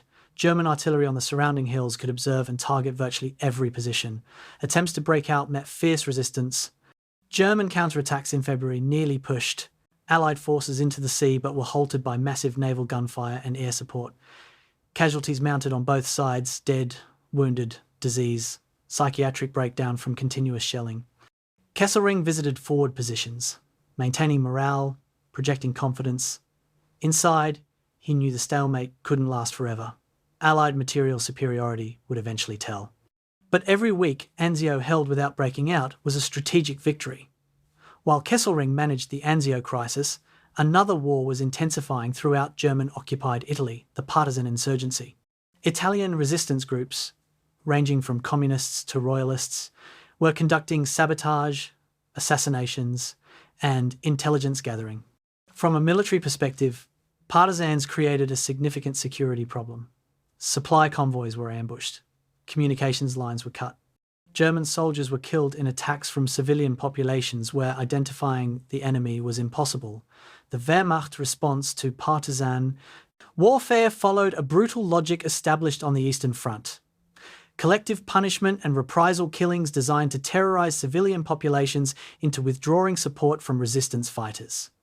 On March 23, 1944, Italian partisans detonated a bomb on the Via Rasella in Rome, killing 33 German policemen from the police regiment Bosum. The attack occurred in the heart of Rome, on a narrow street where the explosion and gunfire killed soldiers marching in formation. It was a devastating blow to German prestige and security. Kesselring received the report while managing the ongoing Anzio battle, just another crisis in a situation already saturated with crises. His response would define his legacy and eventually convict him at trial. The reprisal order came down through multiple channels, creating later confusion about who exactly authorized what. Hitler demanded retaliation at a ratio of 50 Italians executed for each German killed. The German military command in Rome, reporting through Kesselring's headquarters, negotiated this down to a 10-to-1 ratio, 10 Italians executed for every German killed. The mathematical result, 330 Italians to be executed. Kesselring later claimed he approved the 10-to-1 ratio in principle, while others were responsible for selecting victims and carrying out the execution. The prosecution at his trial argued that command responsibility made him culpable regardless of who pulled triggers. The Ardeatine Caves massacre occurred on March 24th, less than 24 hours after the Via Rasella attack.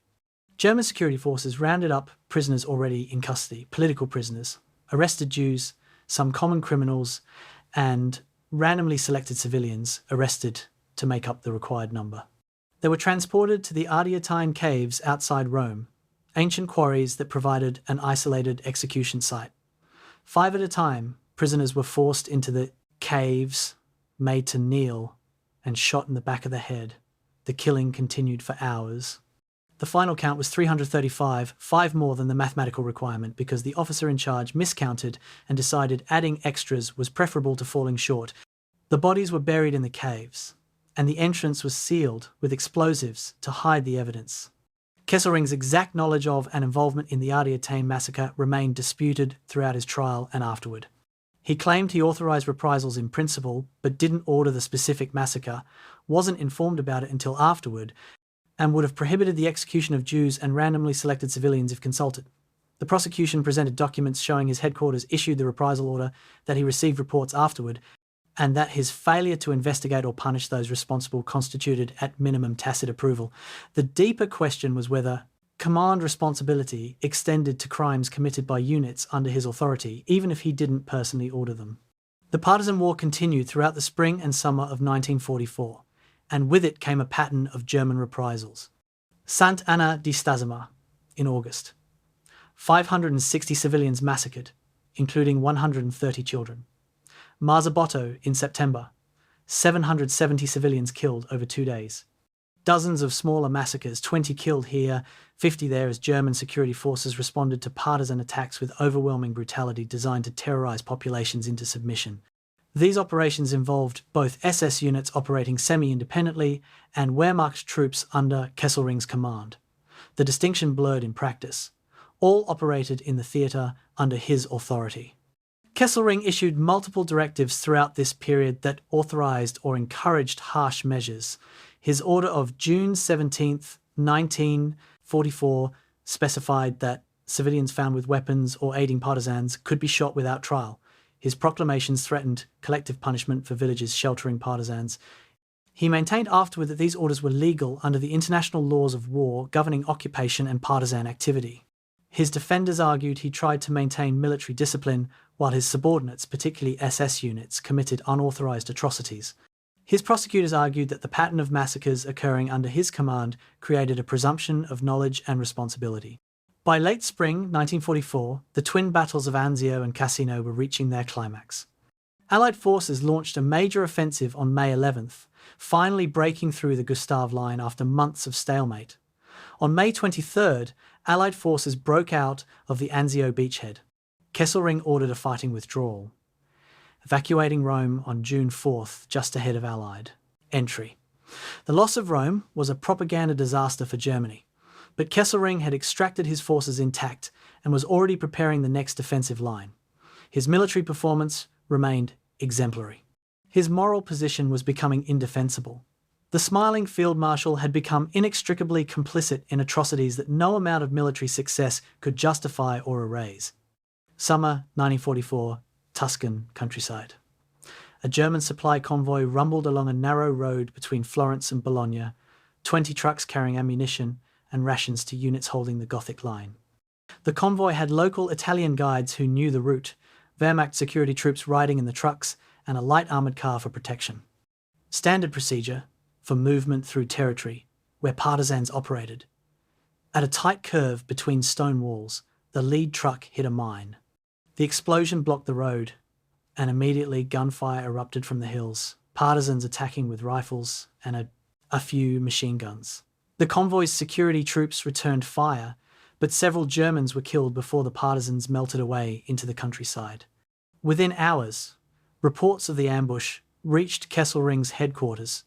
Within days, the response came down through command channels. Identify the nearest village, round up civilians, execute 10 for each German killed. This pattern partisan attack, followed by German reprisal, repeated itself hundreds of times throughout occupied Italy in 1944 and 45. The partisan insurgency grew as Italian resistance coalesced around both communist and royalist groups. They attacked vulnerable targets, isolated garrisons, supply convoys, communications lines, individual soldiers. Sometimes these were coordinated military operations with specific objectives. Sometimes they were terrorism designed to make German occupation costly. Often they represented desperate attempts by local populations to strike back against occupiers who requisitioned food, conscripted labour, and treated Italy as a resource to be exploited. Kesselring's official policy toward partisan warfare combined military necessity arguments with thinly veiled threats. He issued proclamations posted throughout occupied Italy warning that civilians who supported partisans would face collective punishment. Villages that harboured resistance fighters would be destroyed. Hostages would be executed. These threats were not empty. Documents from German security forces operating under Kesselring's theatre command show systematic application of reprisal policies. When partisans attacked in an area, nearby civilians were rounded up, sometimes specifically identified as partisan supporters, more often simply whoever could be found. The executions followed mathematical ratios. 10-1, sometimes 5-1, occasionally even higher. The Sant' Anna di Stasima massacre exemplified how reprisal policies escalated into war crimes. On August 12, 1944, soldiers from the 16th SS Panzergrenadier Division entered this small village in Tuscany, supposedly searching for partisans. What followed was systematic slaughter. Houses were searched and residents forced into the village square and church. Then the killing began. Machine guns fired into crowds of civilians. Buildings were set ablaze with people inside. By afternoon, 560 villagers were dead, including 130 children, some infants, some toddlers. There was no legitimate military target. No partisan forces operated from the village. The massacre appeared designed solely to terrorise the region. Kesselring later claimed he never authorised Sant' Anna di Stasima, that SS units operated independently of Wehrmacht command, that he couldn't control every unit in the theatre, but documents presented at his trial showed his headquarters received reports of the massacre within days. His response was not investigation or punishment, but continued. Directives authorising harsh anti-partisan measures. The prosecution argued this pattern demonstrated at minimum tacit approval, that Kesselring created a command climate where atrocities were permitted and commanders who committed massacres faced no consequences. The Marzabotto massacre in September 1944 was even larger. Over 4 days, September 29th through October 1st, SS troops and Wehrmacht units swept through this area south of Bologna, killing 770 civilians. The operation was supposedly anti-partisan, targeting a region where resistance fighters operated. But the victims were overwhelmingly old men, women, and children. The partisans themselves had withdrawn to the mountains. Entire families were executed. Bodies were thrown into mass graves or left where they fell as warnings. The local priest who survived described soldiers killing systematically, methodically, working through the area house by house. Kesselring's defence at trial. distinguished between reprisals, which he claimed were legal under international law as it existed in 1944, and massacres committed by subordinate units exceeding orders. His lawyers argued that partisan warfare created impossible situations where populations harbouring combatants who attacked from civilian cover forfeited protections normally afforded to non-combatants. They cited historical precedents where armies facing insurgencies responded with collective punishment. They noted that even Allied forces had executed hostages and destroyed villages in response to partisan attacks in other theatres. The prosecution countered that scale mattered, that the systematic nature of German reprisals indicated policy rather than isolated excess, and that command responsibility made Kesselring culpable for crimes occurring under his authority. The partisan war also revealed the limits of Kesselring's famous optimism and charm. His public statements grew harsher. Through 1944, proclamations threatened increasingly severe measures. His directives to subordinate commanders authorised summary executions in circumstances where guilt was assumed rather than proven. The smiling Field Marshal, who had charmed Italian commanders in 1942, became the occupation commander, issuing orders that resulted in thousands of civilian deaths by 1944. Whether this represented changing circumstances revealing his true character or the corrupting influence of impossible military situations remained debated. The numbers were staggering and imprecise. Post-war Italian investigations identified at least 274 separate massacres of 10 or more civilians by German forces in occupied Italy, totaling at minimum 5,000 dead.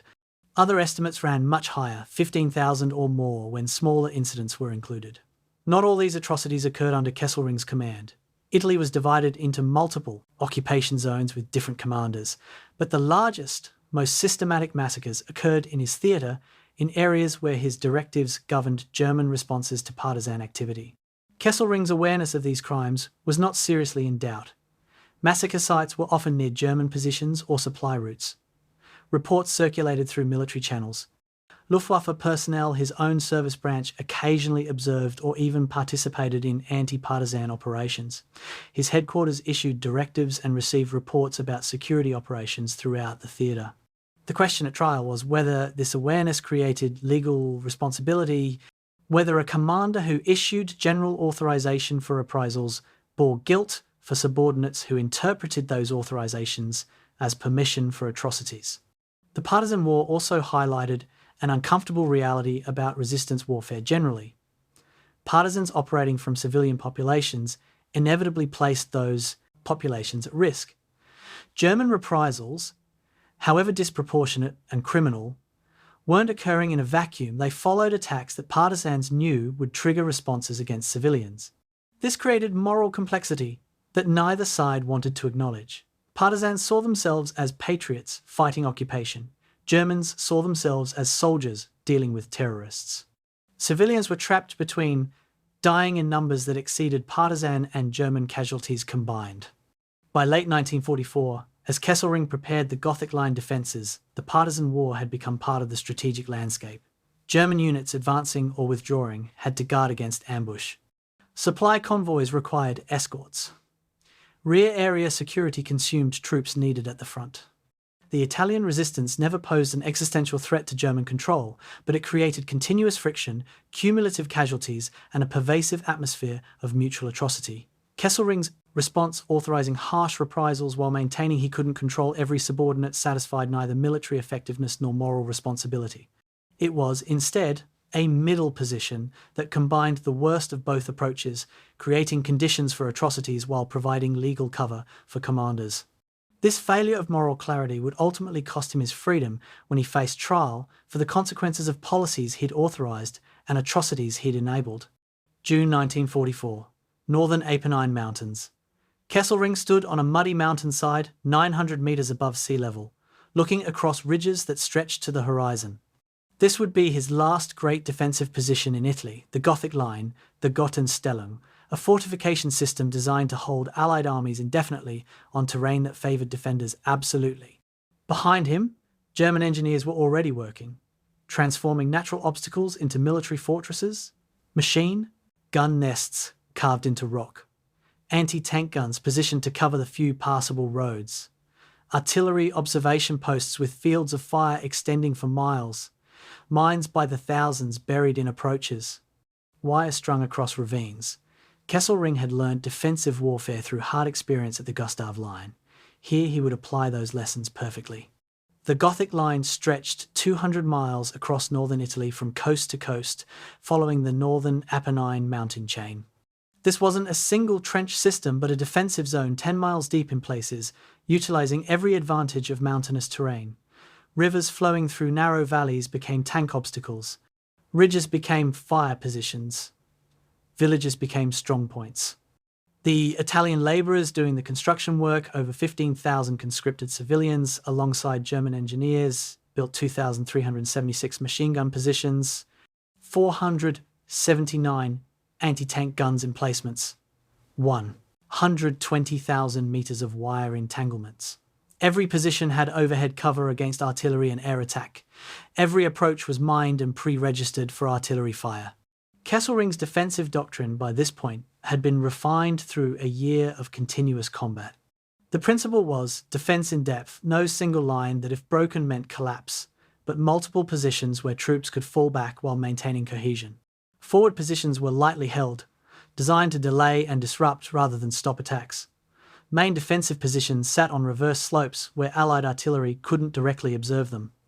Reserve positions provided fallback lines if breakthroughs occurred. The entire system was designed to make Allied forces pay for every metre of advance, to consume men and material in continuous small battles, rather than risking everything in a single decisive engagement. The Allied assault on the Gothic line began on August 25, 1944. British 8th Army attacked the eastern sector between Florence and the Adriatic coast, attempting to break through toward Bologna and the Po River Valley. The attack followed the standard Allied pattern: massive artillery preparation, infantry assault supported by armour, continuous pressure to exploit any weaknesses. But Kesselring had prepared thoroughly. British troops found themselves advancing into killing zones where pre-positioned machine guns covered every approach. Artillery fire fell on predictable assembly areas. Counterattacks hit British penetrations before they could be reinforced. Monte Battaglia exemplified the battle's character. This single mountain peak commanded surrounding terrain, making it strategically critical. British troops captured it in mid-September after fierce fighting. German forces counterattacked, retook it, lost it again, counterattacked again. For a week, the battle raged over this one piece of ground. Hundreds died. British, German, Indian troops fighting in the British Army for a position measuring barely half a mile across.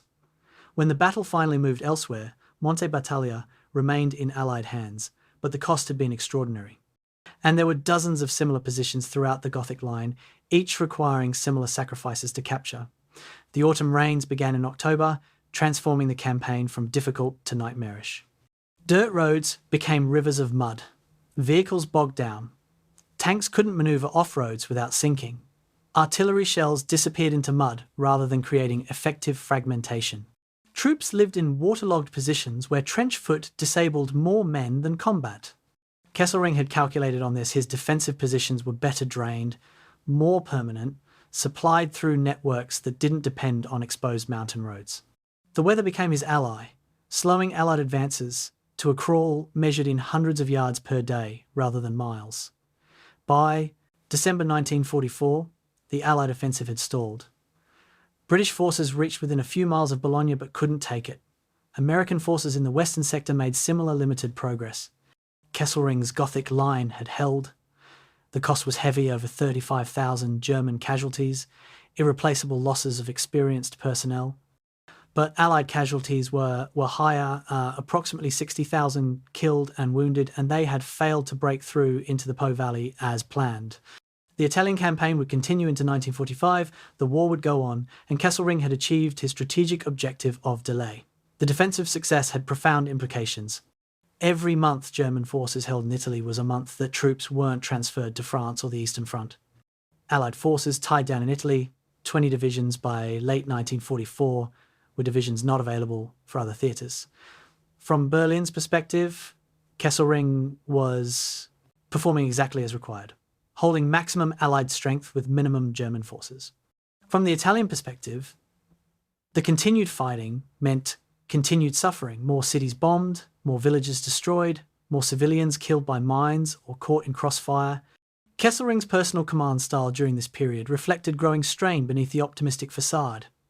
He still visited frontline positions, still smiled for troops, and maintained morale.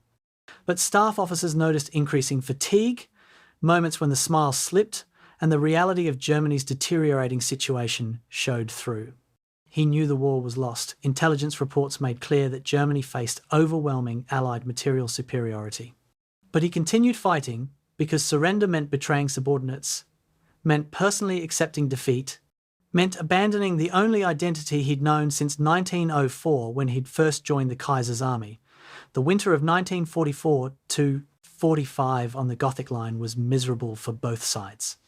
German troops held positions in the mountains, supplied through enormous effort over treacherous roads, living in cold stone bunkers, watching for Allied attacks that came with grinding regularity.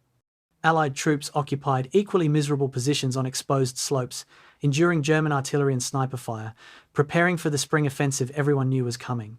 Between the armies, the Italian countryside was devastated, villages destroyed, fields mined, forests stripped for firewood and defensive materials. Cultural destruction accompanied military necessity. The ancient city of Florence, captured by Allies in August, had seen the Germans destroy all bridges except the Ponte Vecchio, and even that survived only because Kesselring personally ordered its preservation. But the buildings on either side were demolished to deny their use as defensive positions, creating rubble barriers across the river. Medieval towers were blown up as observation posts. Renaissance palazzos became military strongpoints and were shelled to ruins. Kesselring's directives attempted to protect major cultural sites, but military necessity repeatedly overrode preservation concerns. By Christmas 1944, Kesselring had been commanding in the Mediterranean theatre for 3 years, longer than any other senior Wehrmacht commander had held a single position. He was 59 years old, showing the strain of continuous operations despite maintaining his public optimism. His greatest achievement, the Italian defensive campaign that had stalled Allied advances for 18 months, was also a human catastrophe. Tens of thousands of soldiers from multiple nations had died fighting for terrain measured in miles. Hundreds of thousands of Italian civilians had been displaced, wounded, or killed. The cultural heritage of centuries had been shattered, and Kesselring's complicity in reprisal massacres had made him a war criminal, even as his defensive brilliance made him invaluable to Germany's failing war effort. The Gothic Line held through the winter, but it was holding back the inevitable, not preventing it. The question was no longer whether Germany would lose, but only how many more would die before the end finally came. March 10th, 1945, Berlin. Kesselring stood in Hitler's bunker, deep beneath the Reich Chancellery, receiving an appointment he knew was a death sentence for thousands and possibly for himself. He was being named Oberbefehlshaber West Commander-in-Chief West, replacing Field Marshal Gerd von Rundstedt, who had been relieved after Allied forces crossed the Rhine. This was simultaneously an honour and a poisoned chalice. Hitler was appointing his most successful defensive commander to save a situation that was already beyond saving. The Western Front was collapsing, the Rhine had been breached, Allied armies were pouring into Germany itself. No defensive genius, no amount of optimism could change the fundamental reality that Germany faced overwhelming material superiority from enemies closing from both east and west. Hitler's faith in Kesselring bordered on delusion. The Führer believed that the Field Marshal, who had held Italy for 18 months, could somehow stabilise the Western Front, organise a coherent defence, perhaps even orchestrate counterattacks that would split Allied armies and create opportunities for a negotiated peace. Kesselring listened to these fantasies without contradicting them, maintaining the optimistic demeanor that Hitler valued. But privately, he understood the reality. Germany's armies were disintegrating. Experienced divisions existed only on paper, filled out with teenagers and old men. Fuel shortages, immobilized armor, ammunition was rationed. The Luftwaffe was effectively defeated. He was being asked to perform a miracle with forces that barely qualified as an army. Kesselring arrived at his new headquarters to find chaos. The Western Front command structure had essentially collapsed. Communications with subordinate units were intermittent, supply systems had broken down, troops were retreating, surrendering, or simply dissolving as soldiers abandoned positions and tried to reach their homes before the end. He spent the first days attempting basic organisation, establishing where units actually were, what strength they possessed, where defensive lines might be established. The contrast with Italy was stark. There, he'd had time to prepare positions, to husband resources, to implement defensive doctrines. Here, he was inheriting a rout. The Rhine crossings exemplified his impossible situation. American forces had seized the Ludendorff Bridge at Remagen intact on March 7th, establishing a bridgehead on the eastern bank. British forces crossed at Wesel on March 23rd in Operation Plunder.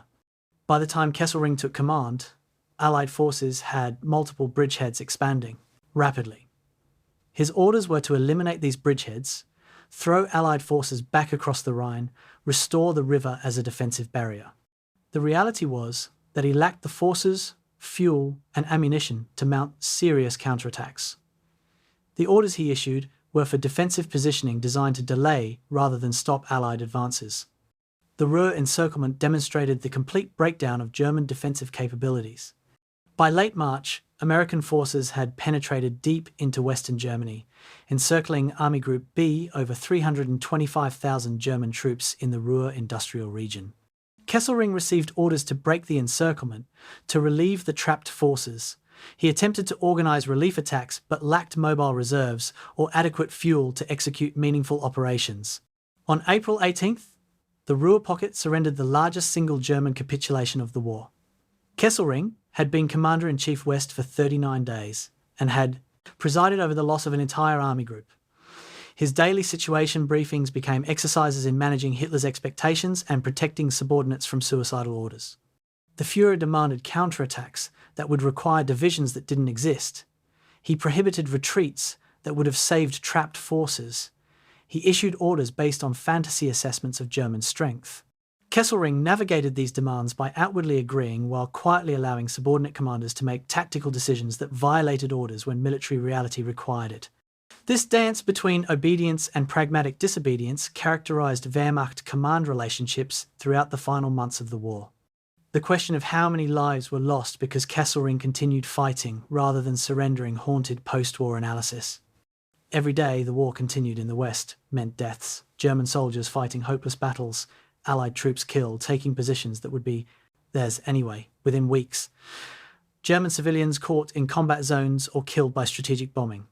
Kesselring's defenders argued he was following orders, that individual commanders couldn't unilaterally surrender, that his duty was to his soldiers and nation. His critics argued that professional competence in service of a manifestly lost cause was itself a form of war crime, that continuing to fight in April 1945, when Germany's defeat was absolute, prolonged suffering without purpose. Kesselring's personal motivation during these final weeks remained unclear, even in his post-war memoirs. He claimed he continued fighting because surrender was betrayal, because his oath bound him, because soldiers trusted him to lead them. But there were also practical considerations. Wehrmacht commanders who advocated surrender or who failed to follow Hitler's orders faced execution. The regime was collapsing but still murdering perceived defeatists until the final days. Kesselring may have calculated that his personal survival required maintaining the appearance of loyalty while quietly enabling the reality of disintegration. By late April, even pretense of an organized Western Front had disappeared. Allied forces were advancing dozens of miles per day against negligible resistance. German units were surrendering en masse. Kesselring moved his headquarters repeatedly to stay ahead of advancing Americans. He issued orders that had no chance of being executed and received reports of defeats and surrenders that no longer surprised anyone. Hitler committed suicide on April 30th. Admiral Karl Dönitz became head of state and immediately began seeking surrender terms. Kesselring's impossible mission was finally, mercifully, ending. On May 8th, 1945, Germany surrendered unconditionally. Kesselring had been Commander-in-Chief West for 64 days, presiding over the final collapse of German military power in the West.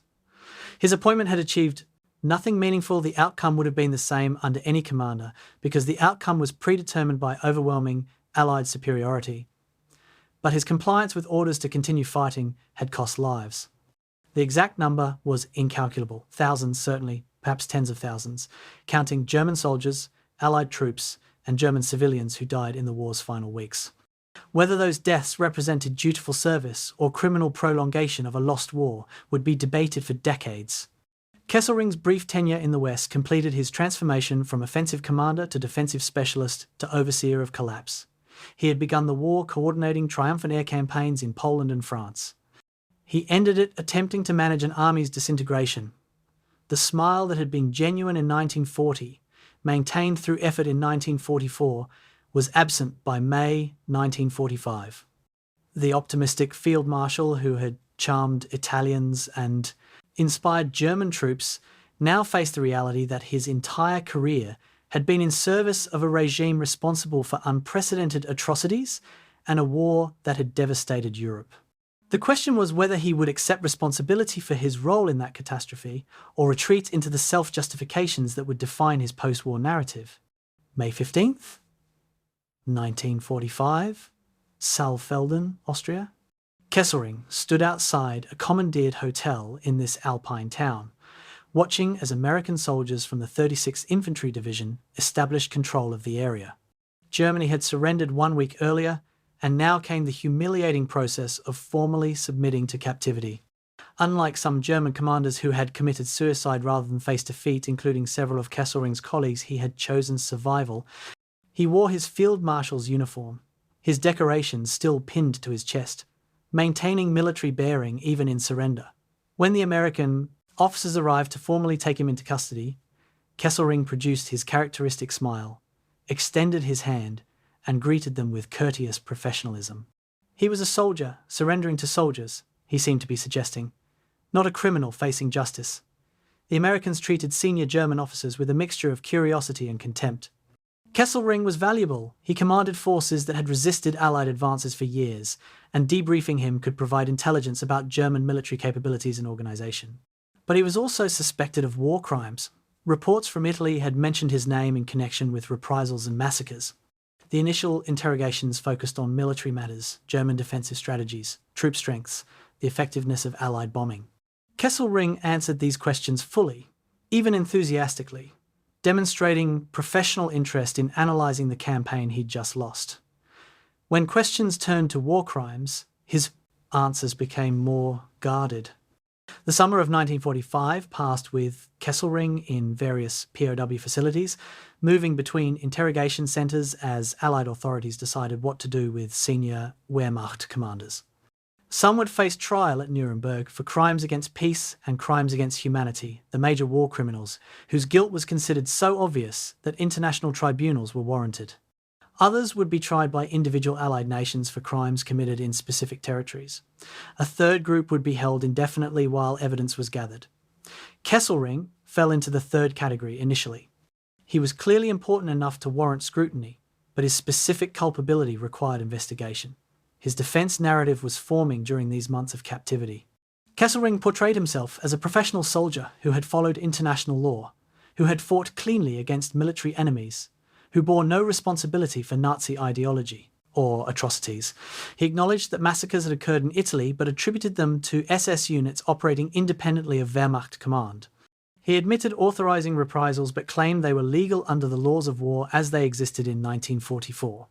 He maintained he had never personally ordered specific atrocities and couldn't be held responsible for every action by subordinates throughout a theatre stretching from the Alps to Sicily.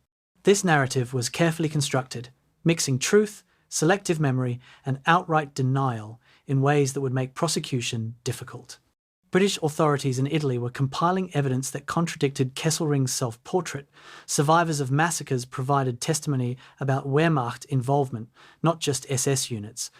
Captured documents showed directives issued through Kesselring's headquarters authorising harsh reprisals. Italian investigators identified dozens of mass killing sites in areas under his command. The pattern suggested systematic brutality implemented through chain of command, not isolated incidents by rogue units. By December 1945, British prosecutors had decided Kesselring would be tried by a British military court for war crimes committed in Italy. The 15 months between surrender and trial were psychologically difficult for Kesselring. He was accustomed to command, to activity, to being at the centre of events. Now he was a prisoner, confined, irrelevant. The Nazi regime he had served was being revealed in all its horror at the Nuremberg trials, the death camps, the final solution, the industrial-scale murder of millions. Kesselring watched these revelations with what appeared to be genuine shock. He claimed he had never known about the extermination camps, had never been informed about systematic genocide. This claim was plausible in a narrow sense. Wehrmacht field commanders weren't briefed on SS extermination operations, but it also reflected a willful blindness that characterized his entire relationship with Nazism. His correspondence during this period revealed a man reconstructing his own history. In letters to his wife and to other Wehrmacht officers also in captivity, Kesselring portrayed the war as a tragedy of errors, a conflict where professional soldiers on both sides had done their duty while politicians and ideologues had created catastrophe. He expressed pride in his military accomplishments, the French campaign, the Italian defence, while distancing himself from Nazi crimes. This was the beginning of the clean Wehrmacht myth that would dominate German post-war memory for decades. The idea that the regular army had fought honourably while the SS and party apparatus committed atrocities. Kesselring was both creating and embodying this narrative. The decision to prosecute him sparked debate among Allied authorities. Some argued that focusing on Wehrmacht commanders like Kesselring was necessary to establish that following orders was not a defence for war crimes, that command responsibility extended to crimes committed by subordinates. Others worried that prosecuting respected military commanders would alienate Germans whose cooperation would be necessary for post-war reconstruction and the emerging Cold War confrontation with the Soviet Union. The trial would test principles of international law still being developed even as it occurred. By February 1947, when Kesselring was transferred to Venice for trial, he had spent 21 months in captivity, thinking about his defence, consulting with lawyers, preparing to argue for his life. He knew the evidence against him was substantial. He knew Italian public opinion overwhelmingly favoured conviction. He knew that being tried in Italy rather than Germany meant facing survivors and witnesses rather than a more abstract judicial process. But he also knew he had advantages: German veterans rallying to his defence, Allied disagreement about prosecuting Wehrmacht officers, and his own skills at presentation. The smiling Field Marshal would have one final campaign to fight, this time in a courtroom rather than on a battlefield, with his life and legacy at stake.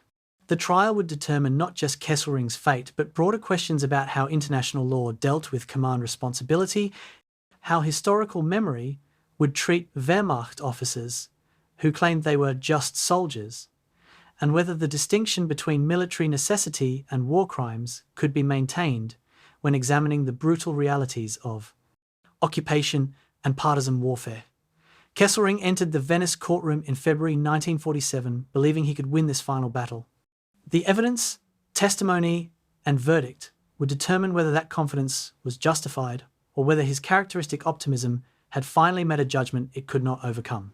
February 17th, 1947, Venice. The courtroom was a converted assembly hall in the Palazzo Ducale, the medieval palace that had once housed the government of the Venetian Republic. Now it hosted something unprecedented: a British military court trying a German field marshal for war crimes committed against Italian civilians. Kesselring entered wearing his Wehrmacht uniform, stripped of decorations per court regulations, flanked by military police. The public gallery was packed with Italian survivors, journalists, veterans, and curious observers. As Kesselring took his seat in the defendant's dock, he surveyed the room with that same slight smile that had become inseparable from his public image. If he was intimidated by the proceedings, he gave no sign. The charges were specific and devastating. Count 1 accused him of inciting and encouraging German troops to kill Italian civilians in violation of the laws and usages of war. Count 2 charged him with personally authorizing or acquiescing to the execution of 335 Italians at the Aviation caves in Rome on March 24, 1944. The prosecution would argue these charges represented broader patterns of command responsibility, that Kesselring had created a climate where atrocities were not just possible but probable, where subordinates understood that harsh measures against civilians would be accepted and even rewarded. If convicted on both charges, he faced death by firing squad. The prosecution's case, presented over 4 weeks, methodically built a picture of systematic brutality. Italian witnesses described massacres in village after village throughout German-occupied Italy. At Sant'Anna di Stazzema, a survivor testified about watching SS soldiers shoot her 5-year-old daughter. At Marzabotto, a priest described finding bodies of entire families executed together. In dozens of smaller incidents, witnesses recounted German troops entering villages after partisan attacks, rounding up civilians, and executing them in ratios that matched documented reprisal orders. The testimony was emotionally overwhelming, creating a courtroom atmosphere where legal arguments competed with visceral horror. Documentary evidence linked these atrocities to Kesselring's command. The prosecution introduced Kesselring's June 17, 1944, directive authorizing immediate shooting of civilians found with weapons or aiding partisans. They presented his proclamations threatening collective punishment for villages harboring resistance fighters. Most damaging were reports showing his headquarters received information about massacres and took no action to investigate or punish perpetrators. An order in Kesselring's name from March 23, 1944, the day before the Aviation massacre, authorized 10-to-1 reprisals for the Via Rasella attack. The prosecution argued this order directly caused the cave killings. The Aviation cave's evidence was particularly compelling. Survivors of the Via Rasella bombing testified about the partisan attack that killed 33 German policemen. Then came testimony about what followed. Germans rounding up prisoners from Rome's jails, transporting them to the caves, executing them 5 at a time, sealing the cave entrance with explosives. A German officer who had participated described the selection process: political prisoners, Jews, some common criminals, random civilians arrested to meet the required number. The mathematical precision of the massacre, 335 deaths for 33 German killed, demonstrated the reprisal policy in action. The prosecution argued Kesselring's authorization made him responsible even if he didn't personally select victims or pull triggers. Kesselring's defense, presented over 6 weeks, challenged both the facts and the legal theories underlying prosecution. His lawyers argued that reprisals against civilian populations were legal under international law as it existed in 1944. They cited historical precedents from previous wars where armies facing partisan resistance had executed hostages and destroyed villages supporting insurgents.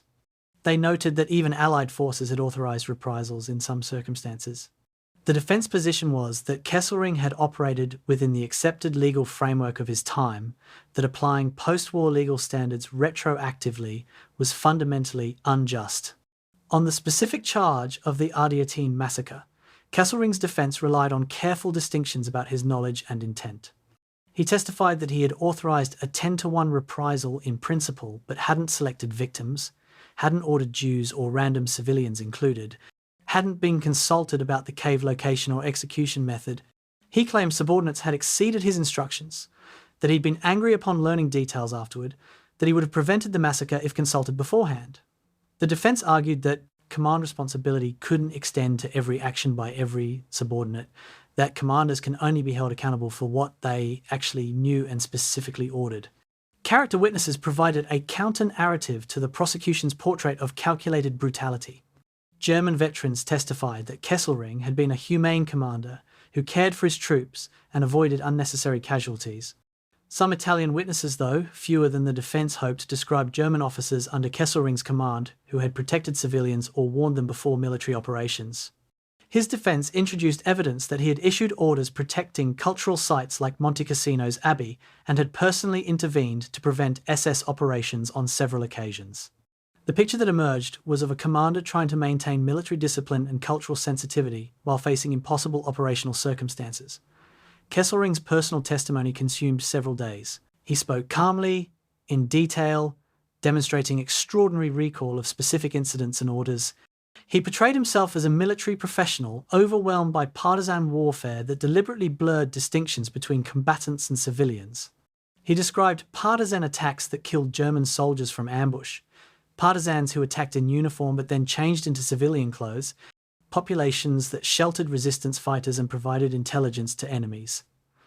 In these circumstances, he argued, traditional laws of war broke down. The choice wasn't between humane treatment and brutality, but between effective security measures and allowing partisans to operate with impunity. The cross-examination challenged Kesselring's claims of ignorance and good faith. Prosecutors confronted him with documents showing his headquarters received detailed reports about massacres. They asked why, if he disapproved of atrocities, he never court-martialed subordinates who committed them. They questioned whether a commander who remained ignorant of systematic patterns of brutality occurring throughout his theatre could claim to have been exercising effective command. The testimony became tense, as Kesselring's characteristic smile faded, and he struggled to reconcile his self-image as a professional soldier with evidence of his complicity in atrocities. The trial's climax came during final arguments in early May. The prosecution argued that Kesselring bore command responsibility regardless of specific knowledge of individual atrocities. He had created the policy framework through his reprisal directives. He had maintained a command climate where brutality was tacitly accepted. He had received reports about massacres and failed to act.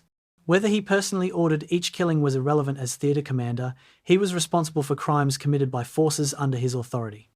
The defence countered that this standard would make military command impossible, that commanders can't know everything occurring in their theatres, that legal responsibility requires proof of personal culpability, not merely positional authority. On May 6, 1947, the verdict came down. Guilty on both charges. The court found that Kesselring had authorised reprisal policies that led directly to massacres, that he had knowledge of atrocities occurring under his command, and that his failure to investigate or punish perpetrators constituted, at minimum, tacit approval. The sentence, death by firing squad. Kesselring received the verdict standing at attention, his face expressionless, the smile finally completely gone. He was 61 years old, a decorated Field Marshal who had commanded hundreds of thousands of troops, now condemned to execution as a war criminal. The verdict sparked immediate controversy. German veterans organisations launched clemency campaigns, arguing Kesselring had fought cleanly and was being scapegoated for wartime actions taken under legal orders. Italian survivors celebrated seeing justice finally delivered for the massacres that had devastated their communities. Military professionals debated whether the command responsibility standard applied to Kesselring would make all commanders liable for subordinate actions, potentially paralysing military decision-making.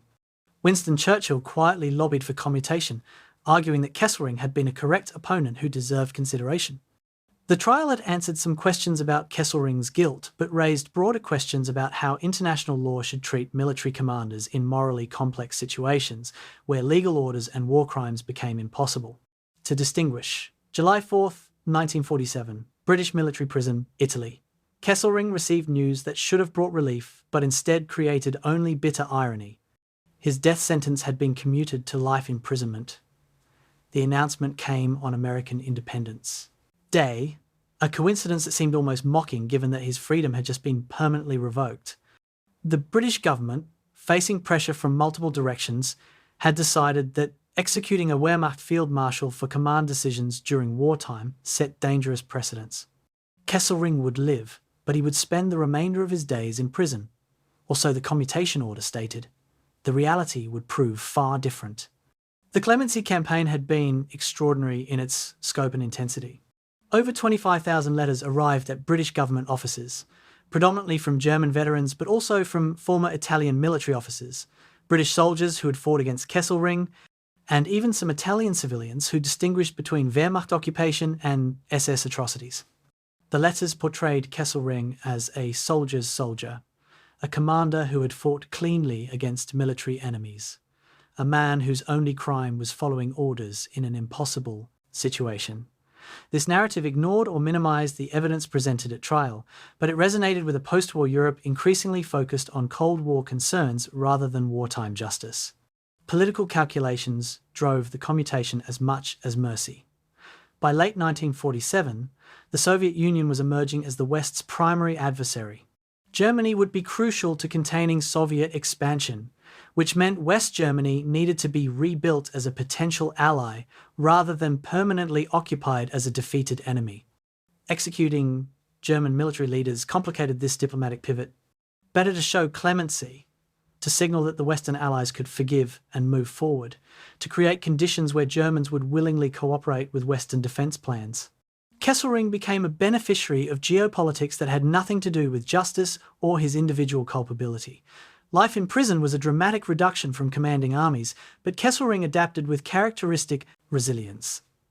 He was initially held in Italian facilities before being transferred to World Prison in Germany in 1948. The conditions were austere but not brutal: individual cell, adequate food, limited exercise periods, occasional visits from family. He spent time writing memoirs, corresponding with fellow Wehrmacht officers in various Allied prisons, and participating in the informal network through which German military men were reconstructing their wartime narrative. The clean Wehrmacht myth was taking shape in these prison letters and manuscripts. The argument that the regular army had fought honourably while Nazi crimes were committed by separate organisations. His health began deteriorating in 1951. Kesselring developed throat problems that made swallowing difficult and painful. Heart issues caused chest pain and shortness of breath. Whether these conditions were genuine medical crises or partly psychosomatic manifestations of imprisonment stress remained debated. His doctors recommended release on humanitarian grounds. His lawyers petitioned for clemency based on illness. German public opinion, increasingly assertive as the Federal Republic gained sovereignty, demanded that Wehrmacht officers be freed. The British government, already reconsidering the imprisonments of German commanders, found in Kesselring's health problems a convenient justification for release. On October 23, 1952, Kesselring walked out of World Prison a free man. He had served 5 years and 21 days of his life sentence, less than 2% of the term if taken literally. The release provoked outrage among Italian survivors groups and criticism from some Allied officials who thought war criminals were being freed too easily. But German public opinion celebrated. Veterans' organisations held ceremonies honouring Kesselring's service. Conservative politicians praised his release as correcting an injustice. Within weeks, Kesselring was attending veterans' gatherings and giving interviews where he defended Wehrmacht conduct and maintained his innocence of war crimes. His post-prison activities revealed priorities that had shaped his entire career: loyalty to comrades and defence of institutional reputation. Kesselring became heavily involved in veterans' organisations, serving as a spokesman for the Stahlhelm and other groups that sought to rehabilitate the Wehrmacht's image. He gave speeches arguing that German soldiers had fought honourably in a tragic war created by political leaders. He maintained contact with Wehrmacht commanders still imprisoned or on trial, offering support and coordinating defence narratives. His presence at veterans' events drew thousands of old soldiers eager to see the smiling Field Marshal who had led them, to hear him validate their wartime service, to believe that they hadn't fought for something fundamentally evil. The memoir he'd begun in prison was published in 1953 as Soldat bis zum letzten Tag, A Soldier to the Last Day. The book presented Kesselring's version of events. He was a professional officer who had executed his duties competently, who had tried to fight cleanly, who bore no responsibility for Nazi crimes. The Italian campaign was portrayed as a military operation where both sides had committed excesses, but where his conduct had been within the laws of war. The reprisals were described as legal responses to illegal partisan warfare. The Aviation massacre was blamed on subordinates who exceeded orders. The memoir sold well in Germany, providing income and contributing to the narrative that Wehrmacht officers had been unjustly blamed for Hitler's crimes. His relationship with his trial and conviction remained complex. Kesselring never publicly accepted that he had committed war crimes. He maintained until his death that the Venice trial had applied incorrect legal standards, that command responsibility as defined by the court made military leadership impossible, that he had been a victim of victor's justice rather than legitimate prosecution. But he also never quite disavowed the entire proceedings. He didn't claim, as some defendants did, that the trial was completely illegitimate. Instead, he argued it had reached wrong conclusions based on misunderstanding wartime conditions. This position allowed him to accept the trial's legitimacy in principle while rejecting its verdict in his specific case. His final years were spent in Bad Nauheim, a spa town north of Frankfurt, where he lived quietly with his wife. He attended veterans' gatherings and gave occasional interviews, but generally avoided public controversy. His health continued declining, the throat problems and heart issues were real, not just pretexts for release. He became a grandfather and appeared to take comfort in family life, disconnected from military affairs.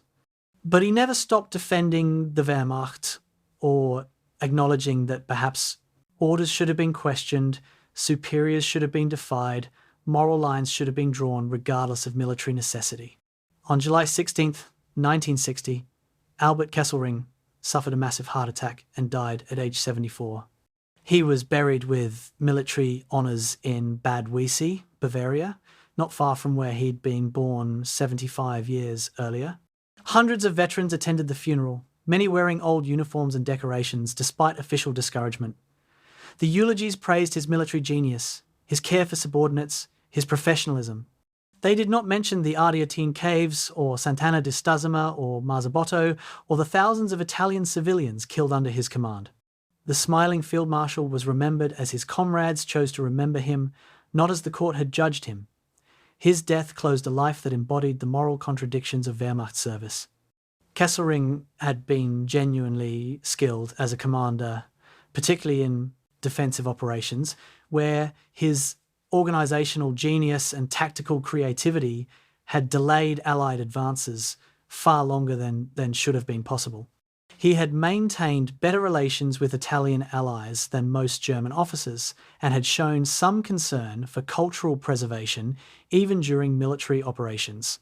But he had also authorised reprisal policies that led directly to massacres, had created command climates where brutality was accepted, and had remained willfully blind to atrocities occurring under his authority.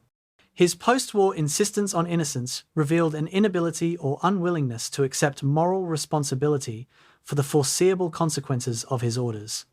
The smile that had characterised his public persona had been, in the end, a mask, hiding not necessarily malice, but something perhaps worse. A professional competence entirely divorced from ethical consideration. A willingness to do terrible things efficiently while maintaining the self-image of an honourable soldier. We return to that photograph from the Venice trial. Field Marshal Albert Kesselring in the defendant's dock, facing charges of war crimes, wearing that slight, enigmatic smile.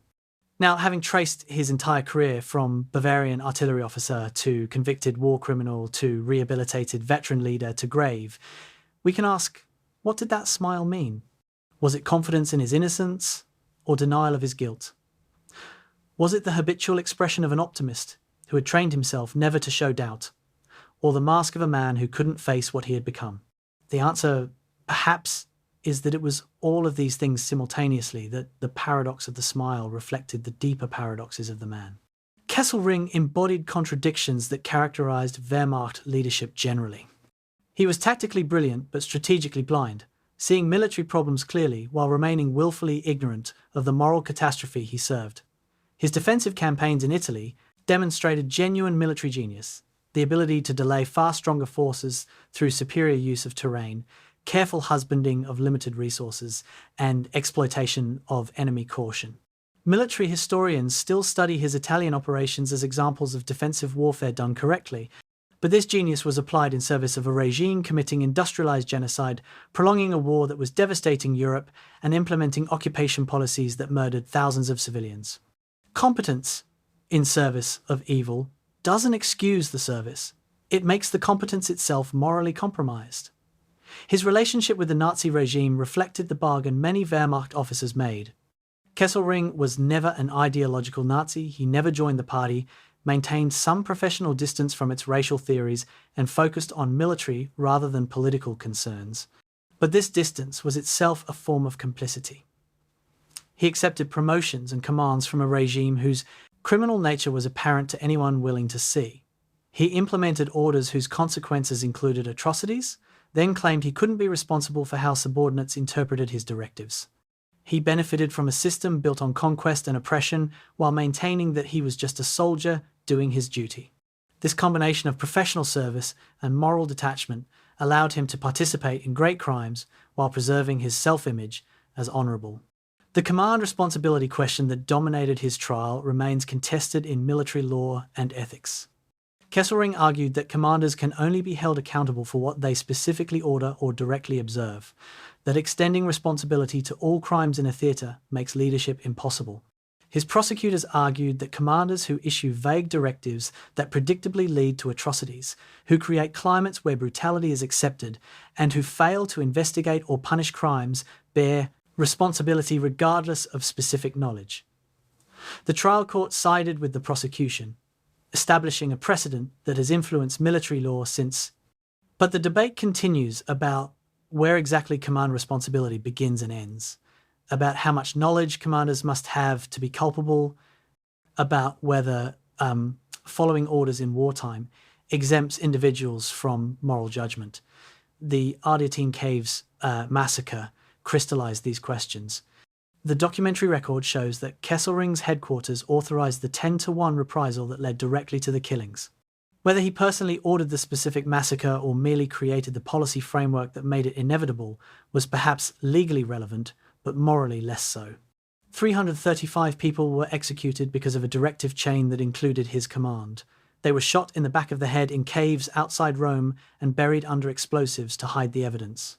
When Kesselring learned of this, and evidence suggests he was informed within days, he took no action to investigate or punish those responsible. At what point does failure to act become complicity? When does creating conditions for atrocities become as culpable as committing them? The broader pattern of reprisal killings throughout German-occupied Italy cannot be separated from Kesselring's command. At least 15,000 Italian civilians were killed in German security operations during the period of his authority in the theatre. Not all these deaths were his direct responsibility. SS units sometimes operated independently, local commanders sometimes exceeded directives. The distinction between military operations and criminal massacres was genuinely ambiguous in some cases. But the pattern was clear and overwhelming. German forces under Kesselring's theatre command regularly responded to partisan activity with disproportionate violence against civilian populations. This pattern resulted from policies he authorized in a climate he created, with consequences he could have predicted and failed to prevent. His post-war rehabilitation revealed how quickly moral clarity can be sacrificed to political convenience. The same man convicted of war crimes in 1947 was free by 1952, celebrated by 1953, and honoured at his death in 1960. This transformation wasn't because new evidence exonerated him or because historical understanding changed. It happened because Cold War priorities made West German cooperation valuable, because veterans' organisations wielded political influence, and because societies prefer comfortable myths to uncomfortable truths. The clean Wehrmacht narrative that Kesselring helped construct the idea that regular army soldiers fought honourably while only SS and party apparatus committed crimes became dominant in post-war Germany despite being demonstrably false. It was easier to accept than acknowledging how completely the Wehrmacht had been implicated in Nazi crimes. His military accomplishments remained genuine despite moral failures. The Italian defensive campaign was brilliantly executed by any objective standard. Kesselring delayed Allied advances for 18 months, with insufficient forces, inadequate supplies, and against enemies with overwhelming material superiority. He demonstrated skills in defensive warfare, in coordinating multinational forces, in maintaining army cohesion under impossible circumstances. Future military commanders studying defensive operations still learn from his campaigns. But this doesn't excuse his crimes, and his crimes don't erase his accomplishments. The paradox is that both are true. He was an exceptional military commander and a war criminal, and these facts don't cancel each other, but instead reveal how professional excellence can serve evil purposes. The question of what Kesselring actually believed about his own conduct remains partially unanswered. His memoirs and post-war statements maintained his innocence, but these were public documents written for specific audiences. His private thoughts were less documented. Did he genuinely believe he had followed legal orders, or was this self-justification covering guilty knowledge? Did he accept that reprisals he authorized led to atrocities, or had he convinced himself that subordinates acted independently? The psychological mechanisms of denial and rationalization are powerful, allowing people to commit or enable terrible acts while maintaining self-images as decent. Kesselring may have genuinely believed in his own innocence, having constructed a narrative that explained away each specific crime while missing the pattern of complicity. His smile, viewed now, after examining his entire life, appears less as confidence and more as avoidance. It was the expression of a man who never wanted to face hard truths, who preferred optimism to realism, who maintained pleasant demeanors rather than confronting moral complexity. This wasn't necessarily cynical, it may have been his coping mechanism, the way he managed stress and maintained effectiveness. But it also represented a moral failing. Some situations don't warrant smiles. Some commands shouldn't be obeyed pleasantly. Some crimes demand acknowledgement rather than deflection. Kesselring's smile in the Venice courtroom, facing evidence of massacres committed under his authority, revealed either stunning moral obtuseness or defensive denial, so complete it had become personality. The final assessment must be that Albert Kesselring was guilty not just in the narrow legal sense determined by the Venice court, but in the broader moral sense of having enabled and authorised atrocities, while claiming professional duty exempted him from ethical responsibility. He was a war criminal who was also a skilled commander, a charming personality who authorised brutal reprisals, a man who maintained optimistic demeanor while presiding over catastrophic suffering. The paradox of Kesselring is ultimately no paradox at all. It's the reality that professional competence, personal warmth, and apparent decency can coexist with profound moral failure. The smiling Field Marshal smiled because he had trained himself never to show doubt, and to show doubt would have required confronting what he had done and what he had become. The smile was his prison long before he ever saw the inside of well.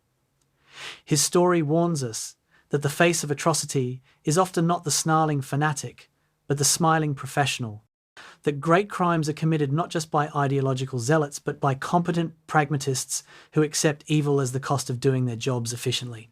Kesselring's career demonstrates that following orders is not a defence but an indictment, that command responsibility cannot be avoided by maintaining ignorance, and that charm and competence make complicity no less culpable. 75 years after his trial, 15,000 Italian civilian deaths later, the smile in that photograph remains enigmatic, troubling, and ultimately condemning.